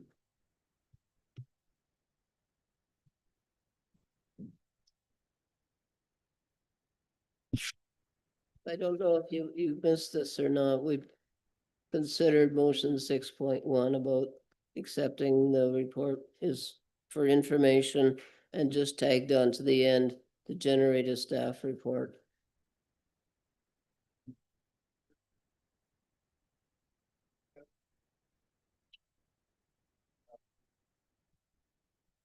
Hello, thank you for waiting. No problem.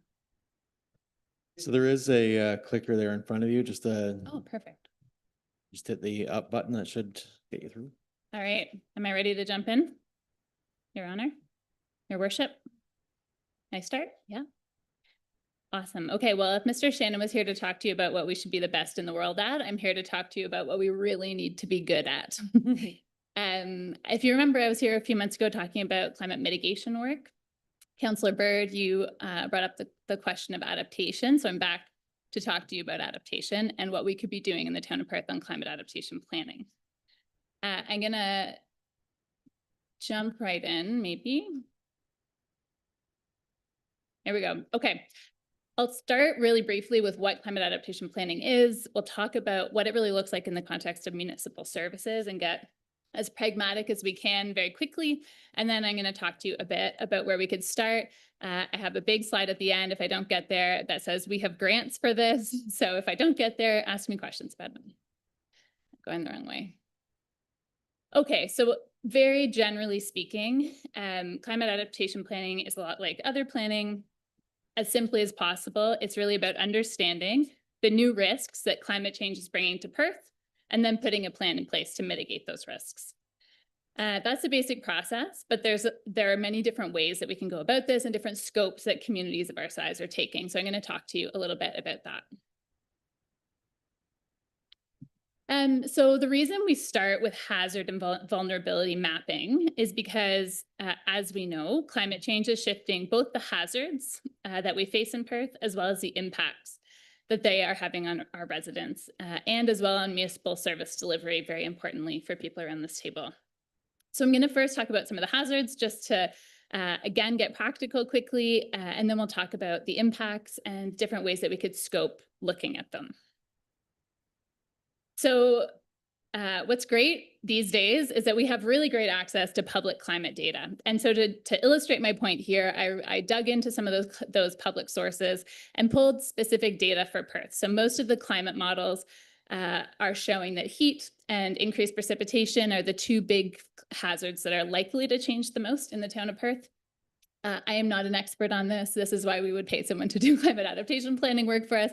But for illustrative purposes today, I wanted to show you why it's important for us to start thinking about these hazards differently, especially those top two lines I find pretty significant, right? So we're thinking the last 30 years, number of days over 30 degrees Celsius, around 13 per year on average. In the next 30 years, we're projecting between 29 and 32. So that's significant when we think about the number of days people are comfortably walking around our streets in the summer, for example, when we think about cooling capacity needs in some of our municipal buildings, those types of things. Similarly, you can see heat waves are going to be, there are more of them, they're going to be longer. So this is the type of just an example of why we have to start thinking 30 years ahead. The infrastructure you're buying today has to be able to survive and thrive in the conditions 30 years out, right? Similarly, flood mapping, again, not an expert in this, but these are some like publicly available flood maps. You can see a bit of a change happening in the town of Perth. Okay, so this is, I think, where I really wanted to spend the time today. And that's because when towns do climate adaptation planning, there's a number of different types of impacts that they can look at. And this is really where if you decide to go down this path and you want to do some of this work, staff and council will really want to think about what is going to be most useful for you. So the first types of impacts we can look at are at the community level. So economic and social and well-being risks. The types of questions we'd ask here is really about how are these climate impacts going to stress our community's social and economic fabric? And where do we as a municipality have levers to try to mitigate that? So the things you might think about here might be like an economic development or tourism strategy to mitigate intense heat periods. So is that investing heavily in shade trees in your economic downtown core? Things like that. Is it development standards to ensure adequate cooling and new housing, that kind of thing? The second area, the second bucket, is really around human level health and safety risks. So here, this would really need to build on the existing work that you have in your community risk assessment that Trevor and team do, as well as the county level emergency preparedness work. So I'm not sure if there's like really a gap here that you would want to look at in an adaptation plan, but there may be. And then the third bucket is really where I think for towns our size, it's quite pragmatic to spend some time and energy to really understand the impacts of those changing hazards on municipal assets and service delivery. And this is where, of course, it really ties back to your asset management planning. So the questions we're asking here is really which of the physical assets that you own are going to fail sooner, more often, or more catastrophically under those future climate conditions? And what can you really do as a council and as a town to mitigate that? So the types of actions you might think about here are making sure your buildings are equipped with appropriate cooling systems and making sure you're building that into your asset management planning. Similarly, like increasing shade cover in public areas and recreation spaces. Things like extreme heat or fire smoke staffing protocols. Even things like asphalt standards are shifting when you're preparing for much more extreme heat scenarios. So lots of different things that people might think about there. You know, does flood risk change at the lagoons? And is there anything that needs to be done to ensure that we're managing that risk? So as you're very familiar, this is your strat plan. You've already identified that you want to build climate change adaptation as a consideration when you're replacing infrastructure, which is great. So the question really is if you feel that you have the information you need to do that appropriately, and if council feels that when you're looking at those decisions in your asset management plan, you have what you need to feel good about those decisions. I think I talked about asset management the last time I was here. I might every time I come. But this is one of my favorite asset management graphics. So at its simplest, right, asset management is about making good decisions for the town of Perth. And so you as staff and council have this very hard job of balancing the level of service you want to provide to your residents, those, you know, things you have to be good and great at, with the money you have to provide them, which we know is extremely limited, while understanding the risks that you face to service interruption and service failure. And that's really where climate adaptation planning comes in. It's making sure you have an updated, realistic understanding of those risks to service interruption and service failure. So to get really practical for a minute, I've included a slide at the end with tons of resources, but this is a really great one where it digs right into a bunch of case studies in communities of different sizes across the country who have done this work. I pulled 3 that I think are maybe most interesting because they show you, again, how you can do this in a number of different ways. Dawson City has a very broad community-based standalone adaptation plan. Tiny community, Prince George, BC, much bigger than Perth, has done an integrated adaptation and mitigation plan. I think Councillor Bird, you were mentioning that last time I was here. And then Selkirk, Manitoba, I think I was mentioning this to Nev the other day, are really a leader in this in the country. They're just a bit bigger than us. I think they're a good model for us to look at. They have a very corporate focused standalone adaptation plan that is really focused on getting the information they need to build it into, integrate it directly into their service delivery models and asset management plans. Okay, I do have a minute to talk to you about grants, which I think is helpful. And I know important when we're talking about doing things we maybe haven't planned for so far around this table. So Climate Ready Plans and Processes is a grant from the Green Municipal Fund. It's not open right now, but they are flagging that there will be an opening later this winter or early spring. Up to 140K, Perth would be eligible for between 70 and 90% of project costs there, depending on a few factors, including if you partner with a community neighboring municipality. And on the next slide, which I won't get into, but you can read through, it's pretty wide open, would include being able to look at anything I've talked about here and more, including like getting into development standards and thinking about all the different levers that you have. So you'd have a lot of space to play with in terms of what you want to focus on. Also flagging that there is currently an open grant around tree planting plans and studies that is also designed to be reasonable, like of scope for small communities.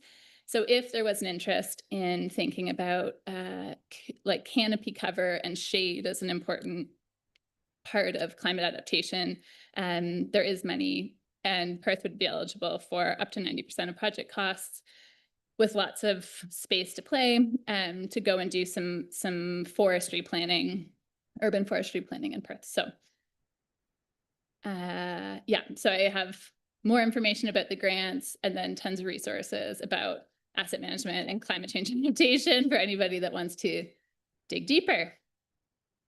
And I've got 5 seconds left. I'll leave it there. Wow, with 8 minutes to spare, 8 seconds.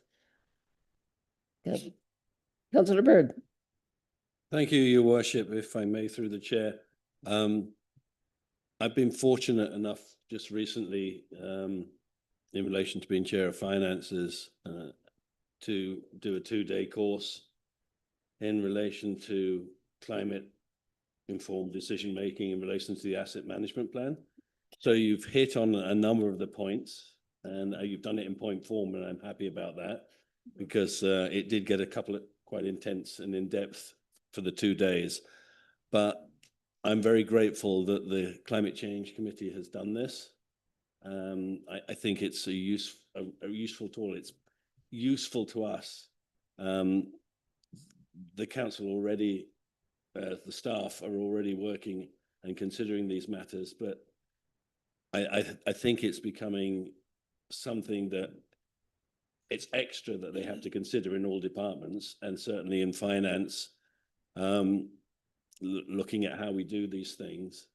And I keep saying, I'm really happy that the Climate Change Committee is now giving us something that we can work towards, and an idea in regard to planning and how we might better do things. And it can't quite be single source, single focus for all the departments to have a single department doing this, but the model has to change somewhat as the climate pressure on our assets increases, and that this is a good start on the remodeling of how we approach, and I thank you for it. Councillor McRae. Through you, Chair. To Kirsten. So I sit on the Lanark County Climate Change Work Group, and Judy will remember this. There was a presentation given on Climate Action Summary 2025 by Elizabeth Bolt, and there was also a presentation given by the new health unit that we have. I think it's called Southeast Health Unit. And anyway, at that time, they brought up some interesting things that fit very much into this climate adaptation. And that was, you know, the increased days over 30 degrees is becoming increasingly, you know, it used to be 12.7, and, you know, it's going up. It's incrementally going up every year. And seniors are much more comprehensive, need a much more comprehensive plan to deal with heat. They're seeing more heat exhaustions. This was the presentation given by the Ministry of Health. Increase in heat exhaustion, increasing in heat stroke, melanoma, sun safety, all of that type of thing, not just in seniors, but across the board. And then because the impact it's having on vegetation, the increase in ticks and those types of things. But anyway, I'm really thinking that somewhere in here in this adaptation plan, we could have a much more comprehensive plan for cooling stations within our communities because of the number of seniors. And we saw Toby just went through that, as well as the number of seniors that are living isolated in apartments with no air conditioners. So I think hopefully that, that might be something that we could move forward in terms of the adaptation plan. My question is, did the CCAP apply for the municipal climate grant for up to 7,500 per municipality? Did we apply for that? It's a good question through Michael. We definitely, so for the mitigation planning work that we're doing, we were planning to use that grant for those purposes, but then we also went and found some money from Enbridge to offset some of that bill. So I don't know how the final bill settled out, Michael, but we were actively intending to use that, yes. So we applied, we got the money? Or? Yeah, we just have to submit the final or the invoices. Okay, because when I went to the presentation that was given by Elizabeth Bolt, Carton Place, Mississippi Mills, Montague, Beckwith, Leonard, Kylands, and Tay Valley had already received it, and there was no mention of Perth. Yeah, we didn't have our project done yet at that point. Okay, but that's in the works, and that's what I'm hearing there. Okay, no, I just wanted to make sure that we, we hadn't lost sight of that money, and that we in fact could use that moving forward with the climate adaptation plan. I came back from that meeting and passed it on to staff about applying for that grant. Thanks, Judy. That's great. My question is, we're at some point in the near future going to build a new works garage. What would be some of the typical things that you would make sure were in a building like that moved it in the realm of coping with climate change? It's a great question, and I'm not a buildings expert, so your staff are probably better positioned to answer that than I am. But I think there's two different parts to that question. There are things you would do from a climate mitigation perspective, so things to reduce energy usage, things to, you could go as far as reducing the embodied carbon in the materials that you're using to build it, to work towards like a net zero style building. When we think about climate adaptation, it is likely looking more at making sure there's sufficient insulation and cooling so that you're set up for long, hot summers, set up with filtration systems, and for when there's smoke and smog. But there are many other considerations that I'm sure are either already in the building code, I'm not up to speed on it, or are better known to people who are designing buildings these days, and especially works garages, I'm sure have specific considerations that I'm not aware of. Thank you. Anyone else? Okay, we have a motion. Barry, can you see the motion on the screen? If not, we'll have.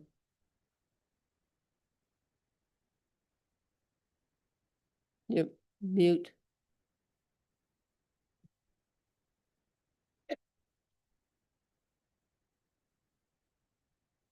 We look, please.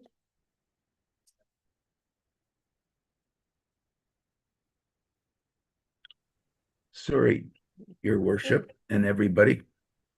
I can't see anything on the screen except videos. I can see Kirsten and right now Dave, and now the back of the room. Okay, well, we'll have Councillor Bird stand in for you. Thank you, Your Worship. Moved by myself, as recommended by the Committee of the Whole, be it resolved that the Council of the Town of Perth receive for information the presentation from Kirsten, and I'm sorry, Kirsten, my thick European accent, I may pronounce your last name wrong. Right. Rhymes with house. Perhaps. Climate Change Advisory Panel, Climate Change Adaptation Planning, as presented at the Committee of the Whole meeting on January the 13th, 2026. Thank you. Those in favor? And that's carried unanimously. Thank you for waiting. Thank you for coming. Much good information. So.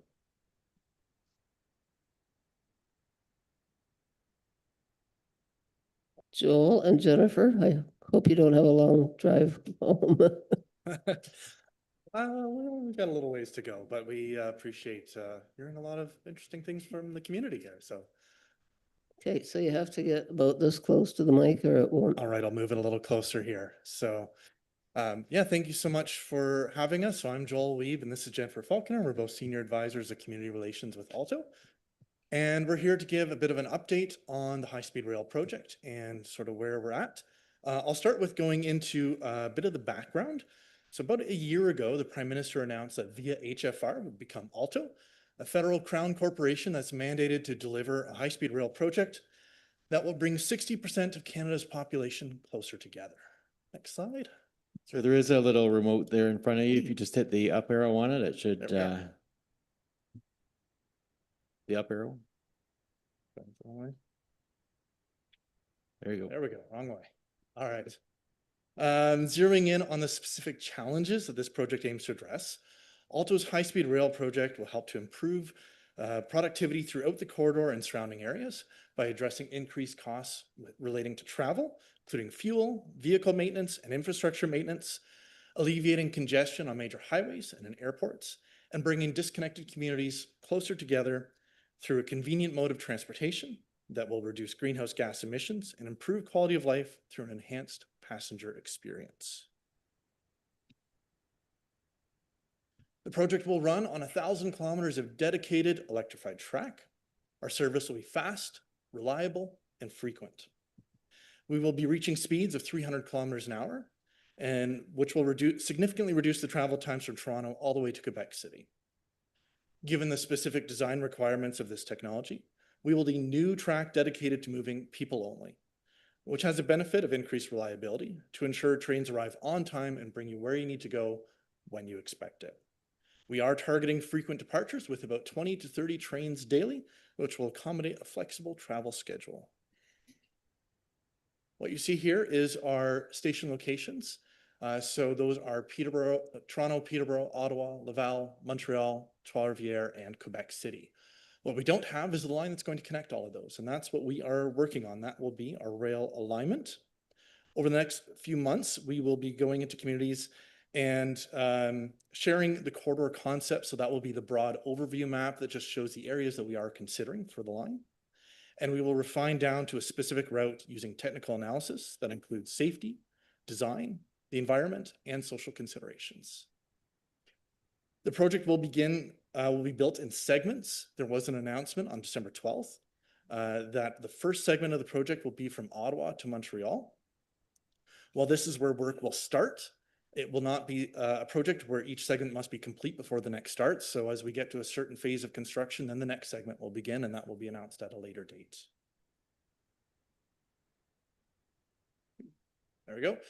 So here are our estimated travel times. So we're looking at Ottawa to downtown Toronto in about 2 hours, Montreal in an hour. I'm based out of Peterborough. I'm looking forward to the 40-minute or so train ride into Toronto from there. And so this will bring a lot of communities closer together and bring opportunities that people may not have considered in the past for work. And from an economic perspective, high-speed rail is projected to increase Canada's GDP by about 1.1%, or about $24 billion annually through increased productivity, with cities being brought closer together and higher participation in the workforce and increases in tourism. I'm going to hand things off to Jen.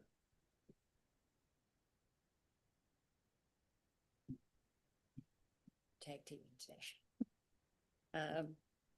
Okay, so in terms of project outcomes, what we can expect from this project, there are several, including safer travel between cities, as well as meaningful contribution towards reconciliation with Indigenous peoples with whom Alto has been engaging for several years already, and create a new system for passengers that will open up possibilities for work, entertainment, activities, learning. The project will also strengthen the Canadian economy by sourcing goods and services right here. We will need substantial volumes of steel, aluminum, concrete, copper, and aggregate, and we'll need the people to build, produce, and deliver it. Significant economic activity will be generated during construction with the creation of over 50,000 jobs, with tens of billions of dollars being injected into communities along the corridor. Alto is not working alone. In 2023, Transport Canada launched a rigorous RFP process to identify a project partner, and this was awarded in February. So Alto is now working with the winning consortium called Cadence, however you want to pronounce it, which comprises rail infrastructure companies based in Canada and France. And they have expertise in building and operating high-speed rail on a global scale. The consortium includes, as equity partners, CDPQ Infra out of Quebec, Air Canada. Engineers and rail specialists are Atkins Realis and Sistra. And as operators, we have Keolis and SNCF Voyager, both out of France.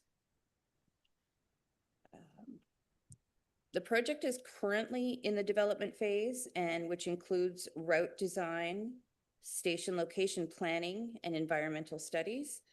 In partnership with Cadence, the team is assessing the corridor's infrastructure needs with designs that can withstand our extreme weather and work towards ensuring integration with existing and future transit networks. And over the next few years, we will refine the corridor, identify the preferred alignment, which is the route that the train will take, select the station locations, complete the regulatory process, acquire the land, and finalize engineering design. At the end of the development stage, Alto and Cadence will present the cost and timeline of a shovel-ready project for federal approval. We are aware that not all communities see themselves in this project, especially those who are not supported with one of the 7 stations.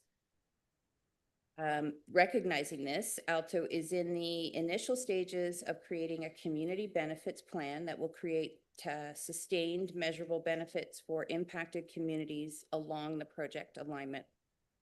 The early vision for this framework includes a focus on economic opportunities through local employment and procurement.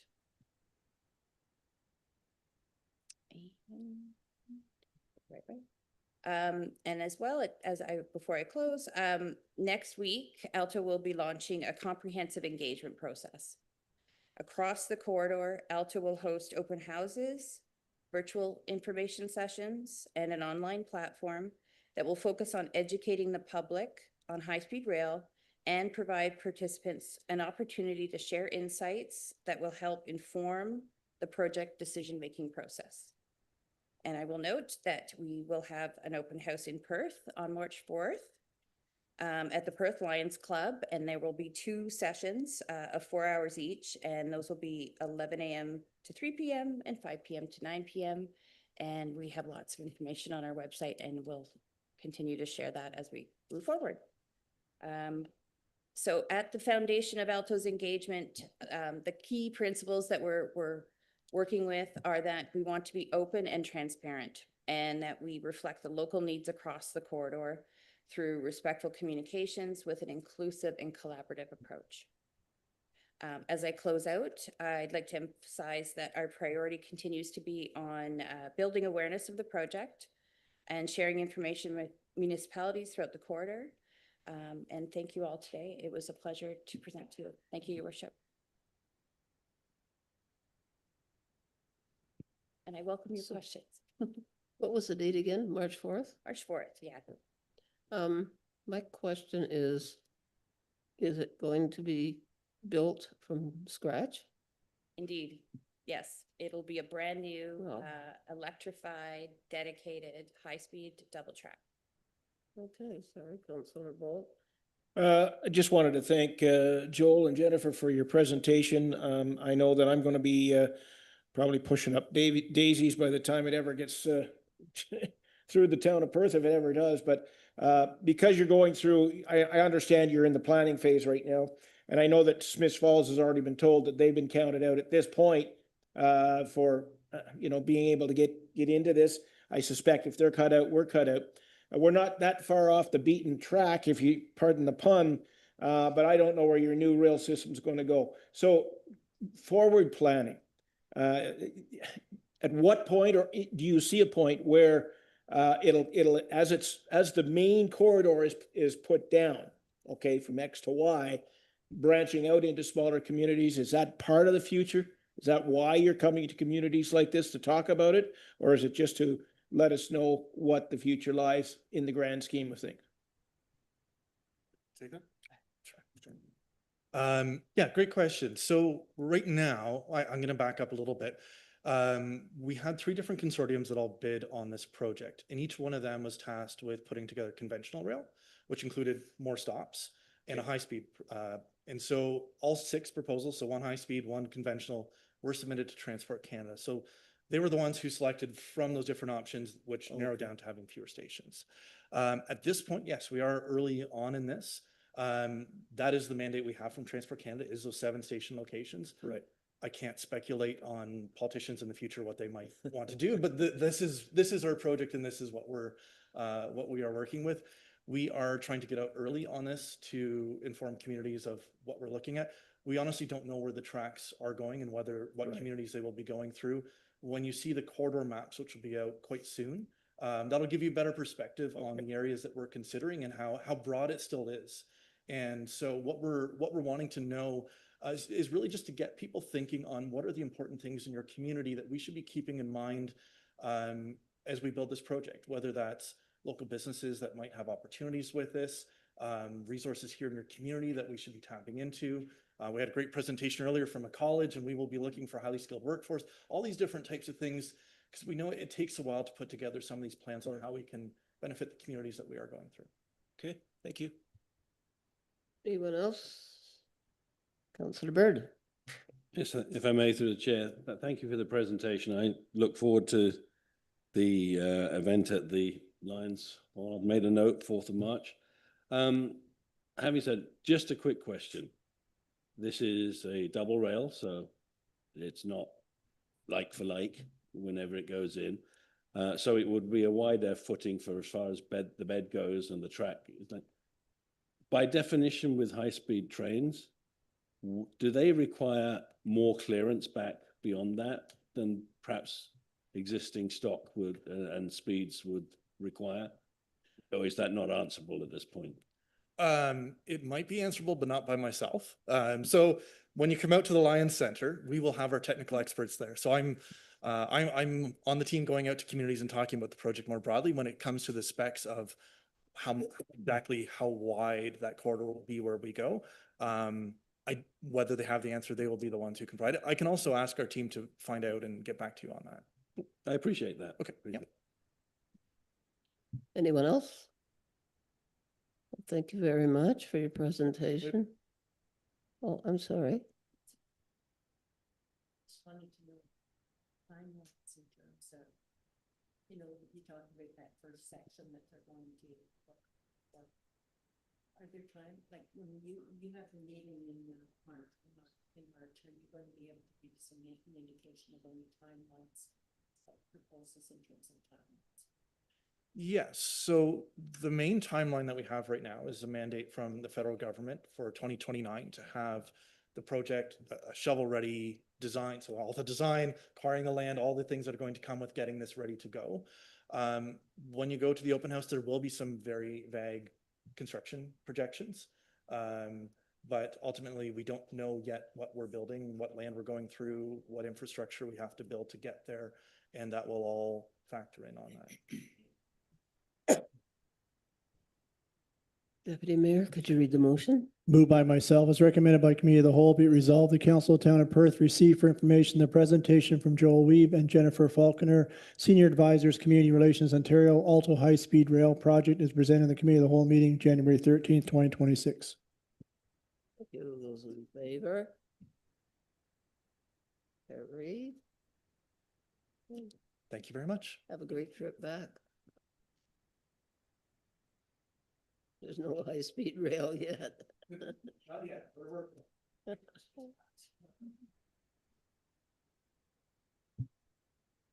Okay, moving on to staff reports. I'd like to congratulate the CIO. He was right about the length of this meeting. Councillor Bolt, would you read the motion 8.1? And then we'll have Do you want me to read that Kathy now? come up and. Okay, sorry, your worship, you're gonna have to speak up. I can hardly hear you. So where are we here? Tay Basin. Moved by myself as recommended by the committee of the whole, be it resolved, the council of the town of Perth receive for information the report regarding the Tay Basin Perth Landscape Ideas competition being undertaken in partnership with the University of Toronto with local coordination by architect Adam Mackenzie Smith as presented in report 2026-CAL-1.2. Would you like to have a few words in regard to this? Yes, thank you. Through the chair, I'm excited to have Adam Mackenzie Smith joining us tonight. He's going to walk us through what the project's about, the background to it, and what are some ideas that we can think about and consider as we go through this exciting project. But I'll close off at the end in terms of outlining maybe some logistical things and how it's tied to council as I prepared in the report. But otherwise, I will turn it over to Adam. Hello, thank you, Your Worship and Council. I'll start out by going through, so basically this comes out of the Red House project. So this is another one of the kind of initiatives of Toby that he kind of aligns with what he discussed earlier, and in some ways is a good example of how quickly these things can kind of scale up. And so I'm going to quickly touch on how kind of where it got from the Red House project to the landscape design competition, and then talk about what that is. And just thank you to some of the staff that have worked with us on this project, because that's been really critical as the Red House project proceeds. And of course, that's a whole other thing that we're working on behind the scenes and hoping to clarify kind of technically how that happens.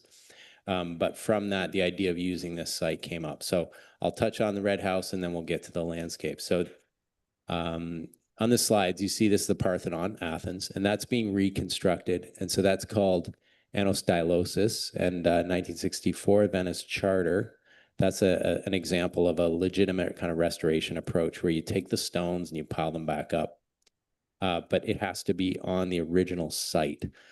So if you go to the next slide, when you get to the Red House project, as many of you may know, those logs, that house was taken down, the site is sold, the logs have been stored and are now being kind of reclaimed and organized, and a project for re-erection is in the works. So can that be UNESCO World Heritage Site kind of quality project?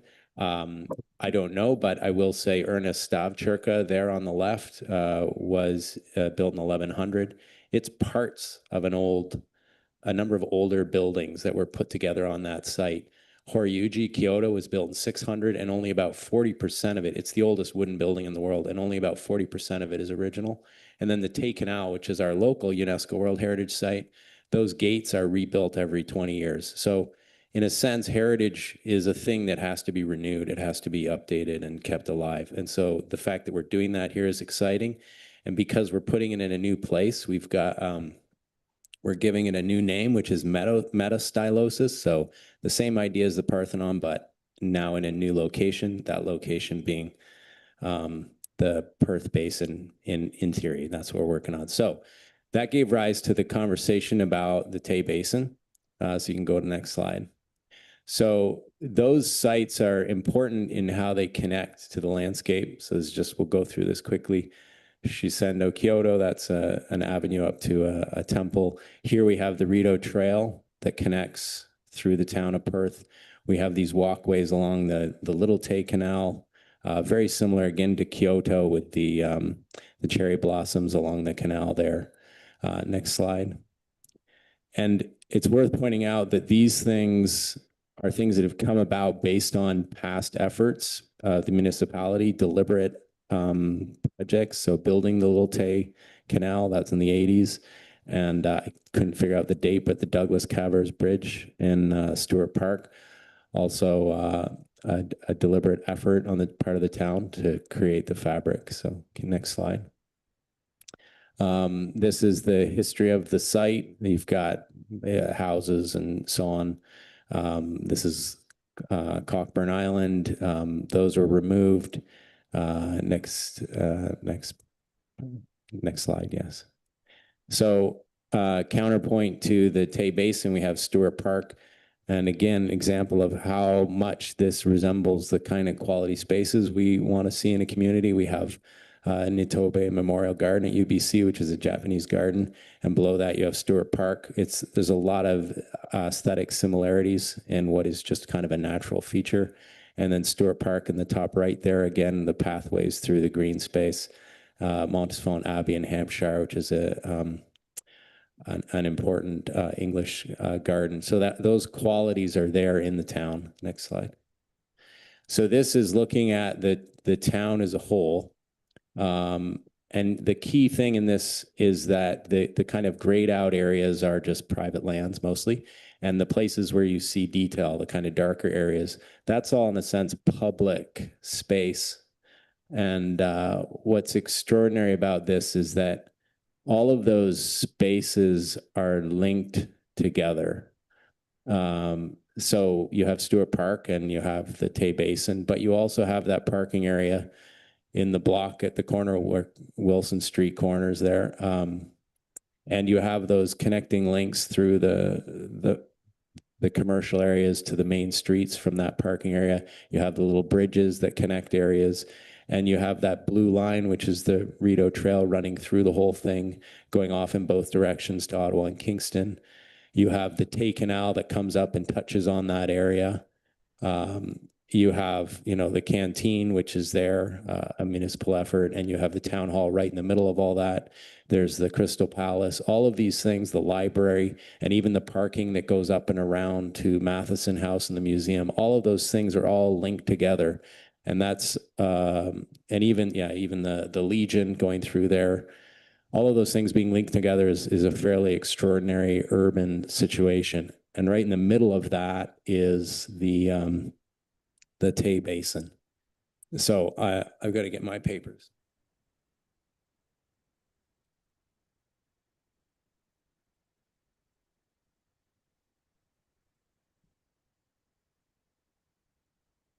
So to think of putting the Red House there is exciting. It's kind of in the middle of everything. It's also an interesting space. And then it came up that work is being done to kind of rework that area, repave everything and do a lot of kind of refurbishment. And so then my sense of this is a complex and really incredible opportunity. The surrounding network of the town is incredible in how it all knits together. And there's a really exciting opportunity for a project there. And so from that, talked to Alyssa North, a landscape architect. She teaches a course at University of Toronto, and periodically they do one on design competitions. So the Red House project with Perth staff put together a competition and present that to the students of the University of Toronto Masters of Landscape Architecture and possibly Architecture program. So that they, through this semester, can put together competition entries, proposing what they would do with that site, given this context, given this location, and given the introduction of the Red House onto that site. And then so then the town will get to see all of those, well, not all of them. So all those will be submitted to the competition, and then we are putting together a jury. And so this is an example of kind of how this stuff works. We already have Alyssa North, University of Toronto involved. And then Alyssa and I have been reaching out, and the first three people we contacted to be on the jury were Bob Alsop of DTAC, Detroit Alsop Hillier, and David Lenster from Planning Partnership. These are two of the biggest landscape architects in the country. And then also Alex Bazikovic, who is the architecture critic for the Globe and Mail. And all three of those individuals immediately said, yes, they'd love to participate in this, and are even to some extent aware of the town of Perth and its incredible urban fabric. So we have the top people in the country immediately interested in participating during the the contributions from the students. And so just to give a sense of what they will be working on, that site has, they're going to need to address functionally diverse scales of programming, all seasons, day and night, including periodic use of the whole site, the option to shut down the site entirely for large events when parking is moved elsewhere, or conversely, the option to use the square for parking to support large events like Stewart Park Music Festival, weekly Summers Farmers Market, so having a space for that, private events that can operate in the Crystal Palace and have outdoor space while the public uses the rest of the site, daily active transportation and recreation for locals and tourists, wayfinding, universal accessibility, maintenance and enhancement of the Rideau Trail, and then just, clearly understood pedestrian and non-motorized vehicle connections, as well as parking, so keeping the parking. So that seems like a tall order for that little piece of property, but that's where we start to look for creative ideas. So if you can go to the next slide. So these are urban hardscaped areas. We have Warsaw, Prague, Kyoto, and Alnwick. All of these have pathways, different cordoned off spaces, most of it just done with different textures and colors of paving. But they're essentially open areas. So it's kind of like a patio would be to a house, where you've got a hardscape place where you can sit and set up chairs and so on. And then you've got a garden and lawn beyond. So we're not trying to make everything trees and beautiful, but we're also not just making it parking. Next slide. And then this is Castle Square, also in Warsaw. So again, you can see the different textures of parking. So you can use the different kind of strategies like this to allow a space to have parking, but then be cleared when there's a public event, and you can see people walking everywhere all over this site. So there can be these kind of delineations, but it can shift and move depending on all these multiple uses. And that's the kind of creativity we're looking for. Next slide. And finally, it should be understood that just because we have hardscaping doesn't mean we can't have trees. So you can have both kind of intermixed. You can have seating in kind of shaded areas and cobblestone. You can have kind of a mix. So these are the kind of ideas we're looking for from students, thinking about the kind of urban situation we have here. And this is a real enough a kind of exciting possibility that we've got some top people interested in being on the jury to look at this. And it's just a good example of how quickly we can get kind of interest and excitement about what we're doing here, just with a little bit of effort and a little bit of collaboration. So thank you. And through the chair, I'll just conclude that we were really excited about it when Adam brought up this idea, because we felt like it was an opportunity for us to support post-secondary education, but it also brings like innovation, placemaking, and community engagement, and helps us just think about spaces in a different way for ourselves here at the town of Perth. So we'll come back later on in the semester and give an overview just about what you can expect when we talk about bringing it to Perth to present it. But as you see in the report, there's no financial commitment from the town of Perth's perspective. And we actually can't implement these ideas because they're students. They're not licensed yet in this field. And so we would use some of those ideas perhaps for inspiration, but it's a good kickoff for us to think about the space, but also supporting the University of Toronto students. So we really appreciate Adam has put in a lot of time into this to help it. And we're really excited to see what comes from it. It also increases the focus of Tay Basin as the center of the community. I like the idea. So what we get is a design, right? And then it's up to the town to fund whatever is in the design. So through the chair, we would get designs that would be presented.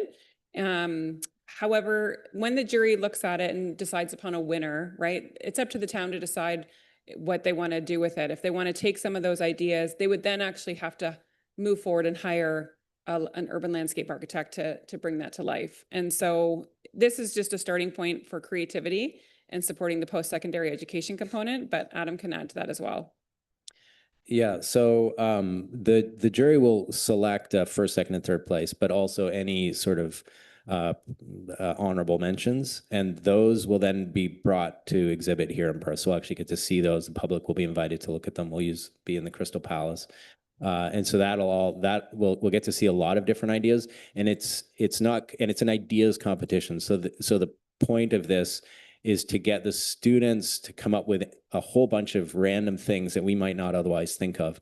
And it's not clear that any one proposal will have, or any one submission will have all of the things we want. But when we look at all of the different ones together, we can start to see a mix of different possibilities and ideas, so that then when we have the conversation going forward with professionals, we're better prepared with exciting ideas, things that we've seen, things that we've talked about, and that we've heard comment on from some of the best people in the field. So. Thank you. Anyone else have questions? Councillor Bird. Thank you, Your Worship. If I may, through the chair, I love the creativity side of this. I particularly like the no cost to the town. There's a big one for me. We knew you would. I'm going to make a request. That location is the sole remaining theatre in the town. Is linked to that there. Also, you mentioned that rentals of the Crystal Palace, but that is becoming increasingly also performance arts space, including with Toby's Foolhardy productions there, with Barndor Productions starting up again. I'm just making a request. Can that aspect of a performance arts hub be added into the mix that they consider? I'll just say absolutely. And in fact, my contact information is that in this, but as@roddesign.ca. That's my email. I am trying to get, basically part of the opportunity of this process is to gather everything that we can. So anything like that I don't know about, I want to hear about, and we're going to be updating the students as they've launched. I went there on Friday to present this to the first group of students, and then they will be asking questions, and we have time to update them. So we can add that in, and also just add it to our list of things to keep track of, so that when we go forward, we have a complete list. Yeah. So McGuire. So you chair another group, I think it would be really well worth your time chatting with are some of the people that are involved with the Stewart Park Festival. It's 35 years in the making. And if one would know some of the quirks that can happen when it comes to having large groups of people in Stewart Park and in the Tay Basin, those people would. So I hope that you'll embrace them in this process as well. Thank you. Okay, Jim's read the motion. Those in favor? No, it's unanimous. Thank you. The next one, Very exciting. 8.2. Thank you. For both, if you could read that.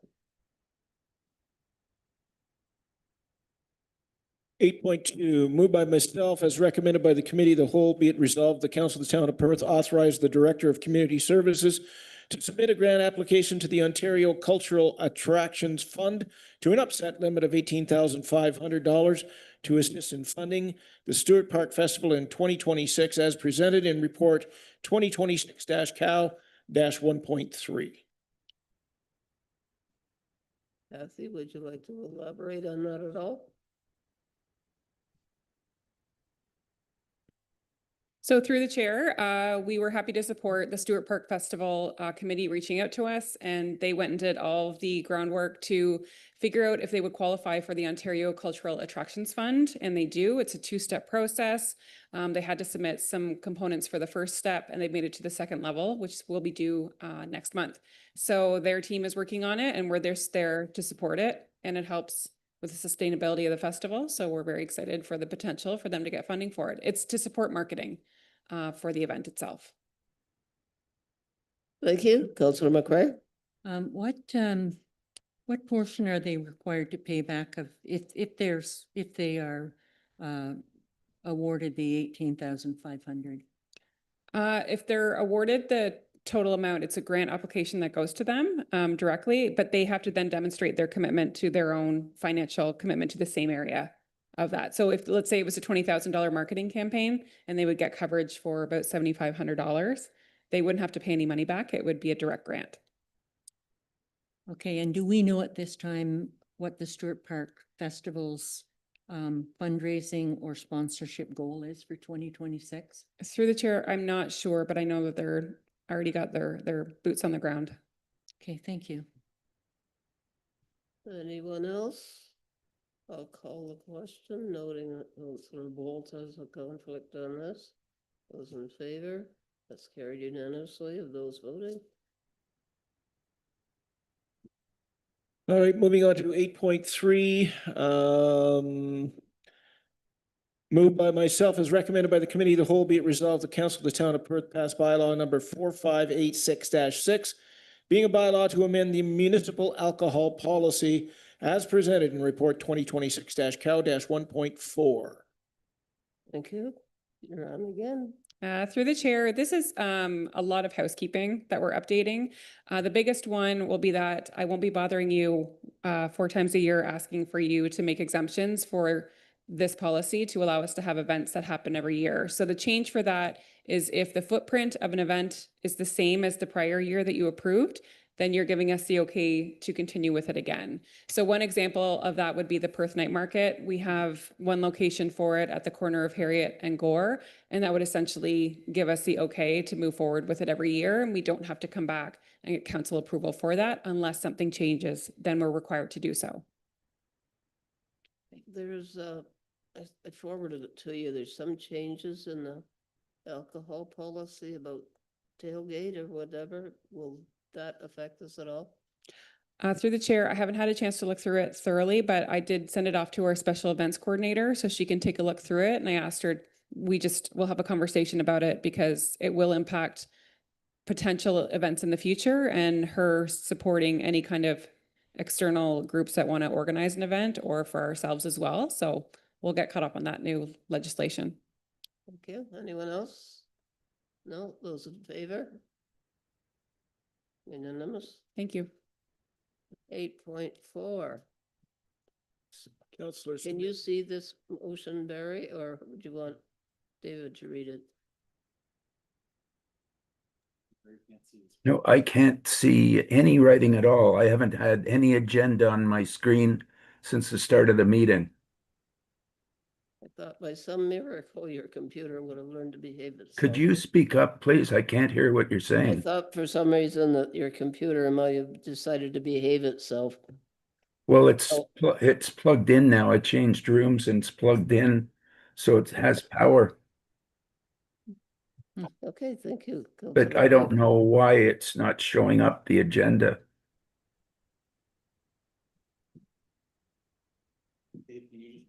Yes, certainly.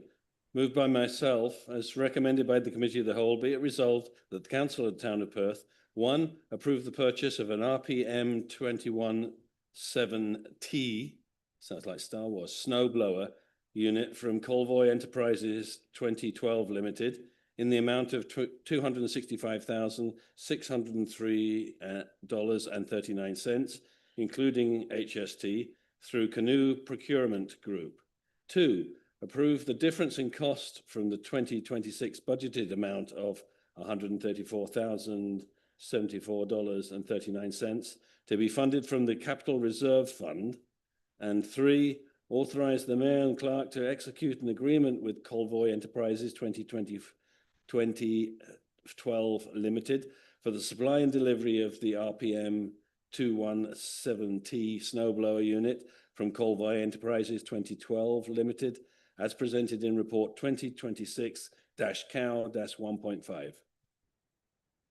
Did you wish to speak to that at all, Grant? It sounds fairly straightforward. Are there any questions of Grant? Okay. Jim, I saw your hand. Thank you, Mayor. So Grant, the first question I have is, was this a single source bid? Through the chair, this was through the Canoe procurement process through the Association of Municipalities of Ontario. So what happens is general suppliers submit their product line to AMO, and then municipalities, if it's parallel to their procurement, they just purchase it because the AMO has already done all the scrutinizing of that material. So the obvious question, I've been asked this 6 times since this came out, is why is there $130,000 difference in price? Basis of the 26 budget or any of the previous versions are based on consumer price index, not from practical estimates from the industry. And if I may, So- one more sorry. question. This unit is going to be is it going to be the primary unit to replace the unit we have? And if so, what's wrong with the current unit? This is the exact same model as the existing unit. It's the same model, everything like that. It is, the existing unit is identified through the asset management plan as for replacement. It's end of life. Our Fleet Lead Hand has done a full evaluation on it, and there's, in rough estimates, $20,000 to $30,000 required on the existing unit. If we choose to extend that, there's major issues with both the transmission and the fuel delivery process. So we are at that crux where do we invest money to keep it going, knowing that this unit that is exactly the same is available just through a delivery process. So the interface and everything's going to be an easy, like as far as hooking it up and everything's going to be an easy interface? Yeah, through the chair, the connection that we use is a proprietary connection, and that's included in the price. Right. Further to that, this is a wireless model. So the idea of hoses and hydraulic lines and air lines are gone. This is done through a Bluetooth device in the payloader. So it's mounted in and away we go. And one more question, if I may, Your Worship. The delivery time can they get one to us before the end of this winter? Through the chair, there's one in stock. I believe the office is in Ontario. And Okay. last I checked, there was two units, and one has been earmarked as us being interested. Thank you. Councillor McCrory. So I'm going to continue on this vein. So when we budgeted this item for 2025 at 134,000 and change, when did that estimate come in? Through the chair, that estimate was prepared when we purchased the equipment originally. So then we apply the consumer price index against that. And as years go on to the end of life, then that's the number that comes out of that calculation. And this is also in this price that we're going to be paying is also including that reduction of 70,855. Through the chair, yeah, that's the benefit of the AMO process is I believe the suppliers have this intention that there's more volume to be sold, so they give a reduced amount. So the 70K, I think, is pretty incremental to this purchase. It's equivalent to other bidders on it as well. There's reductions, but on this particular, it's 70K. So this wasn't something that we anticipated coming out of our reserves, is that correct? Through the chair, it was always intended to come out of the reserves as part of the capital budget. That amount? We did not successfully budget for the full amount. That's why there's the request there for the additional amount. So will we have to make that shortfall up in another way?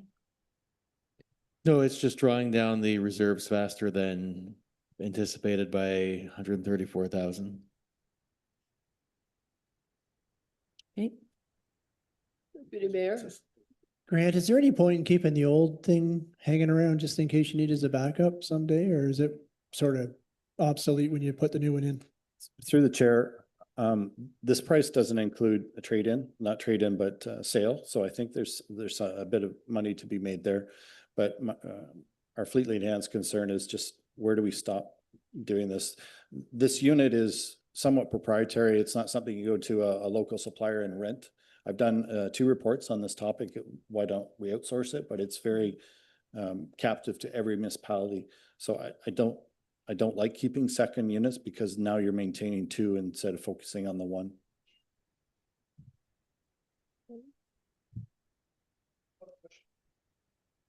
And I forgot to ask is, what is the life expectancy of one of these units? I'd have to get back to you, but I believe it was 12 years. Okay. This is through the chair, this is a self-destructive type piece of equipment. Like we're hundreds of loads of snow a night, and we eat things that are not intentionally meant to go through snow blowers, not through negligence of staff. It's just the nature of the volume and the production rate, you know, it's hard on itself. So it's a work-based. It is. Yeah.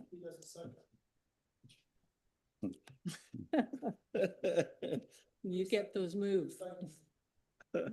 Okay, I'm going to call the question. Those in favor? Unanimous? 8.5. Could you, Councillor Bird, read the motion? Certainly, your worship. Moved by myself, as recommended by the Committee of the Whole, be it resolved that the Council of the Town of Perth, 1, accept the sole source quotation and proposal from Aegis Canada Limited for the design of the tertiary road entrance and roadway from Provincial Highway 7 to the Perthmore subdivision to an upset limit of $150,505 plus HST, and 2, pass bylaw number 5XXX, being a bylaw to authorize the Mayor and Clerk to execute an agreement with Aegis Canada Limited for the design of the tertiary road entrance and roadway from Provincial Highway 7 to the Perthmore subdivision, as presented in Report 2026 Cal-1.6. Deputy Mayor. I'd like to make an amendment to the motion, and Mike will tell me if this makes sense.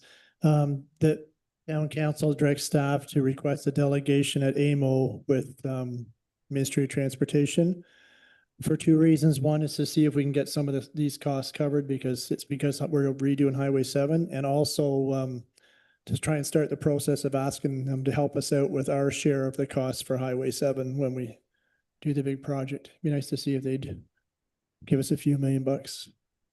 Who knows? But anyway, just a delegation to AMO for help us with Highway 7 costs and this cost.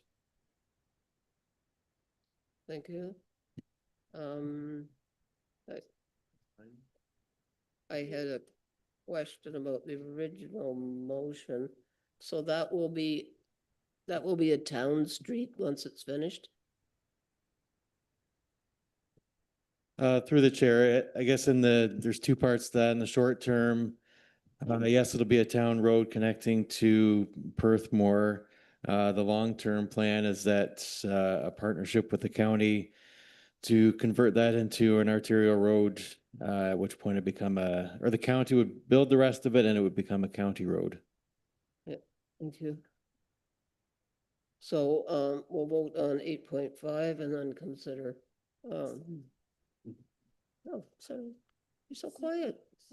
So in that information I read, it said, it mentions amount of the agreement contribution from the County of Lanark for the design project.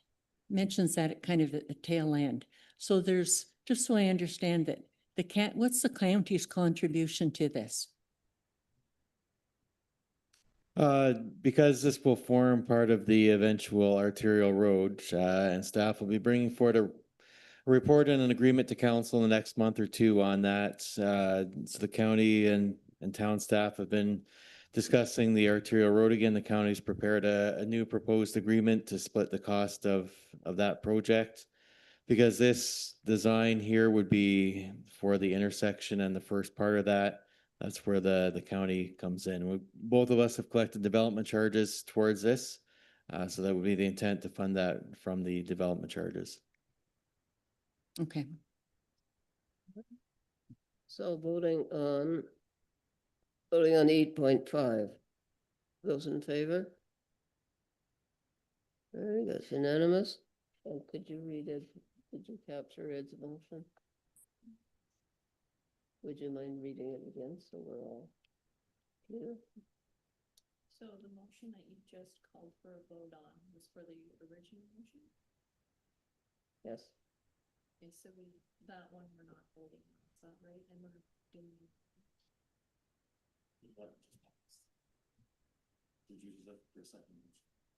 Yes, the second motion is about the delegation to get. Oh, sorry, I thought Sorry, I thought the deputy mayor had proposed an amendment to the motion. Yes, he did. Yes, okay. It could be an amendment or it could be a separate motion. No, I treat it as a friendly amendment to the motion I presented. I thought we could just proceed with it. Okay, so the motion on the floor then will have the friendly amendment to include the request for delegation at AMO. And that's what we voted on. Okay. Thank you. So we are at item number 9, the CAO and Director Departmental updates. Does anyone have any question on any of those? Question for Joanna? Come on now.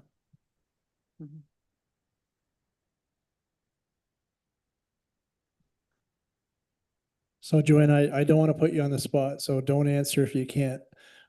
You gave us an email that said now that Kaivan is basically going to be finished up, you're gonna have more time and you identified the zoning, official zoning plan it needs to be updated. My question to you is, how soon, first off, can we cut it out or parse out the whole plan? How soon can we update our parking in lieu, money in lieu of parking thing? Because we're gonna spend $500,000 across the street on a parking lot, and $5,000 doesn't help at all with parking. So I'm just wondering, are you able to comment, how quickly can we update our money in lieu of parking policy to get it to $40,000 a space instead of 5, or some number like that? I think 2 things have to happen. And one of them I didn't slate for this year. The first is a like a master plan for parking for the whole town.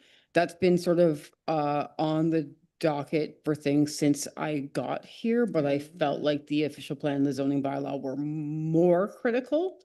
And though we're through those, so I think that's something that I will bring forward for budget next year. And that sort of lays out where are opportunities for parking, where do we get our money to build those parking spaces? Because it could include clearing lots, getting engineering, building more parking in what specific locations. And part of that would be what we think these are worth. When someone had brought up in our discussion, the 131 Gore Street, and at that time, the zoning bylaw said it's at whatever amount the council wants to charge, and council had charged somewhere in the vicinity of $2,000. But it was up to council. And then every time we did the cash in lieu of parking since I got here, I added the construction price index over those years.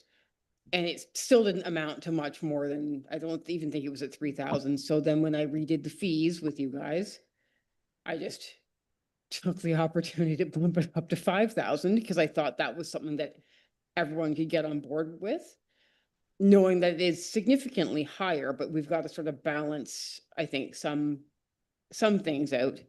So I mean, yeah, if you want to direct me to draft a report for collecting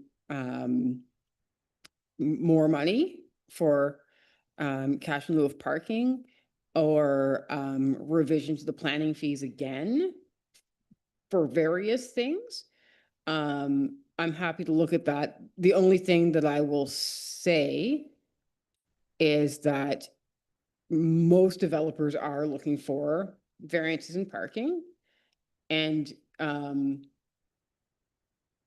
good, bad, or ugly, like they are not going to want to pay $40,000. Not really my problem, but it could slow down what we've started to pick up. But that's where it's at. That is, in fact, what it is worth. In the research I did probably about 10 years ago, so it may well be a higher value now. Yes, sir. So I don't want you to spend a lot of your valuable time writing reports and stuff, but I'm just wondering if when you have time or staff has time, and Amanda, you might have to help me out here. Can we just do a quick survey of neighboring urban municipalities? See what they're charging And I have no trouble making a motion at council to immediately raise the fees for parking in lieu of, because I know I was so mad when we did the 2,000 on Gore Street. I thought it was stupid.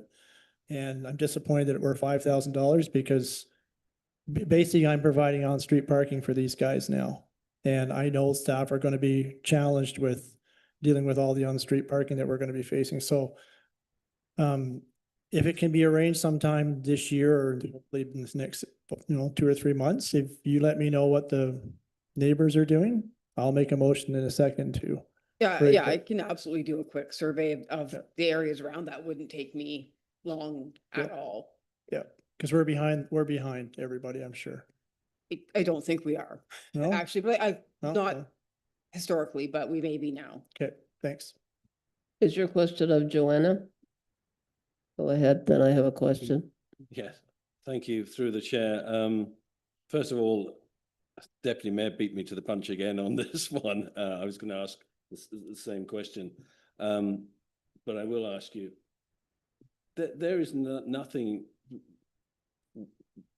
It's partly my fault as well as an individual councillor that I've let this drop off the radar. We've discussed this in the past. We've discussed it tonight.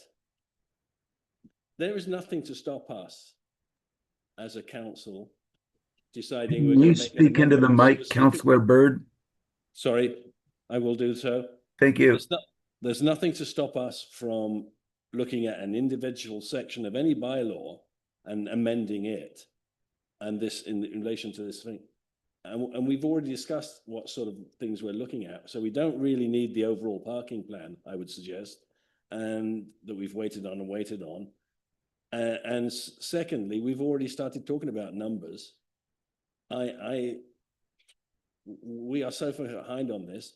I personally, as an individual, don't care if it becomes an amount that makes it not the norm for a developer to assume I'll just choose whatever parking numbers I want and I'll pay it out of my pocket because it's so cheap at the moment. Maybe we do have to have a more severe penalty financially, regardless of what our surrounding municipalities are doing, given that they have a larger footprint anyway, all of them. And quite frankly, I agree with you, but it's, I have to advise outcomes of things, right? The other thing to consider is that we are starting discussions internally about updating our zoning bylaw that we hope will be a fairly quick turnaround process. So that's something we can just pop right in the zoning bylaw in the next few months. I still think we should have a master parking plan. Now that we're seeing all this development, we do have to have some plan, but I think that's going to have to wait because that's also a costly exercise. Yeah, I appreciate that, but I'm trying to establish that it's okay for us to work on that one specific area, because I think that is, I've picked up on it tonight, that it seems to be the will of council. Yeah, you would just do a town zoning bylaw amendment to amend that section of the bylaw. The other thing I wanted to bring up really quickly, just for reference, and I was going to talk about it, but things were getting very long. I know they still are. But truthfully, as a planner, when we talk about garages being parking spaces, I legitimately am not allowed, I have to consider it a parking space, but I'm not allowed to touch anything inside a building. So even if it's the wrong size or doesn't meet parking, I'm really not allowed to comment on it. Oh, well. I do all the time. But in all reality, it's inside the building and it's out of my purview, but we have to count it as a parking space. That's why you see a lot of tiny garages, because you're not supposed to, and I just make a habit of doing it anyways. So my question is, EcoBuild is gonna pay us $20,000 in lieu of parking. And you said it has to be used for parking. So could we use that money towards the changes to the Tay Basin parking lot? yes. All right. Let's save $20,000. Okay, so the end is near. Go ahead, Councillor McCray. Yeah, I just have one question for Joanna. Any idea when the public meeting for KVAN might be, like a tentative date? Like, what are you proposing? I haven't proposed anything because essentially what's happening is we have to wait on the county to decide that it's okay to settle. Okay, So we can't move forward with anything until all the parties are kind of in line. in line. Yeah. I don't know how, I don't think I can go too far into this, but since we've discussed things, there have been some minor changes proposed by the developers, so we're busy scheduling meetings to follow up with like why and what's happening. I do think they're minor, but it just comes at an unusual time. So having said that, I don't know where that puts us out. I was considering probably mid-February, end of February, because we have to give appropriate notice to people. Yeah. But there's been a bit of a Yeah. U-turn. So we'll see from there. The only reason I asked is, you know, the public's biting at the Yeah, bit. and we Right. honestly, like, we can't say, oh, we're completely settled when We're when not. other groups have not in fact done that. Okay, that's good. So are those red line adjustments, or does it have to go back to mediation? At this stage, I think it's minor adjustments. And I think it's just, there's just maybe a lack of clarity. So we're just kind of meeting again just to be sure we're understanding what's being asked. Thank you. So we have no new business and I have a question. no, Who decides and at what point is the decision made to where the location of the foundation for the eco building will be in relation to how high or how low it'll be with all that rock? Is that a site plan thing or? That is based on like servicing engineering stuff that I have nothing to do with. Sure. So I can't answer Okay. that, but yes, it would be likely at the time of like prior to building permit issuance. They'd have to show the grading and drainage and the servicing and Okay, so, things. so does that come back to council that we agree the height of the building off the sidewalk? no, it doesn't come back to council. This is it's not the only time you're going to see it, but it's the only time you're going to see it prior to the foundation being put in. It's the severances and condominiums are approved by the county of Lanark, but like I'll keep you updated on those. They Yeah. also, neither one of those requires a public meeting again, but Yeah, the like reason- through my development update, you'll be aware of. Yeah, the reason I'm asking is because that's a lot of rock. Yep. And their picture shows a building level with the current ground, the road. And And I think that's why environmental services in their comments said that they need to update and revise okay, their plans. yeah, okay. so there is no new business. The next meeting date is Tuesday, February 10 at 5:30, and the deputy mayor is the chair. Oh, questions from the media? You've sat there patiently so long. Olivia with Metroland. No questions. Thank you. Wow, okay. There's no closed session. So Councillor McCray, could you read the motion to adjourn? That the committee of the whole meeting held on January the 13th, 2026 be adjourned at 9:02 PM. I am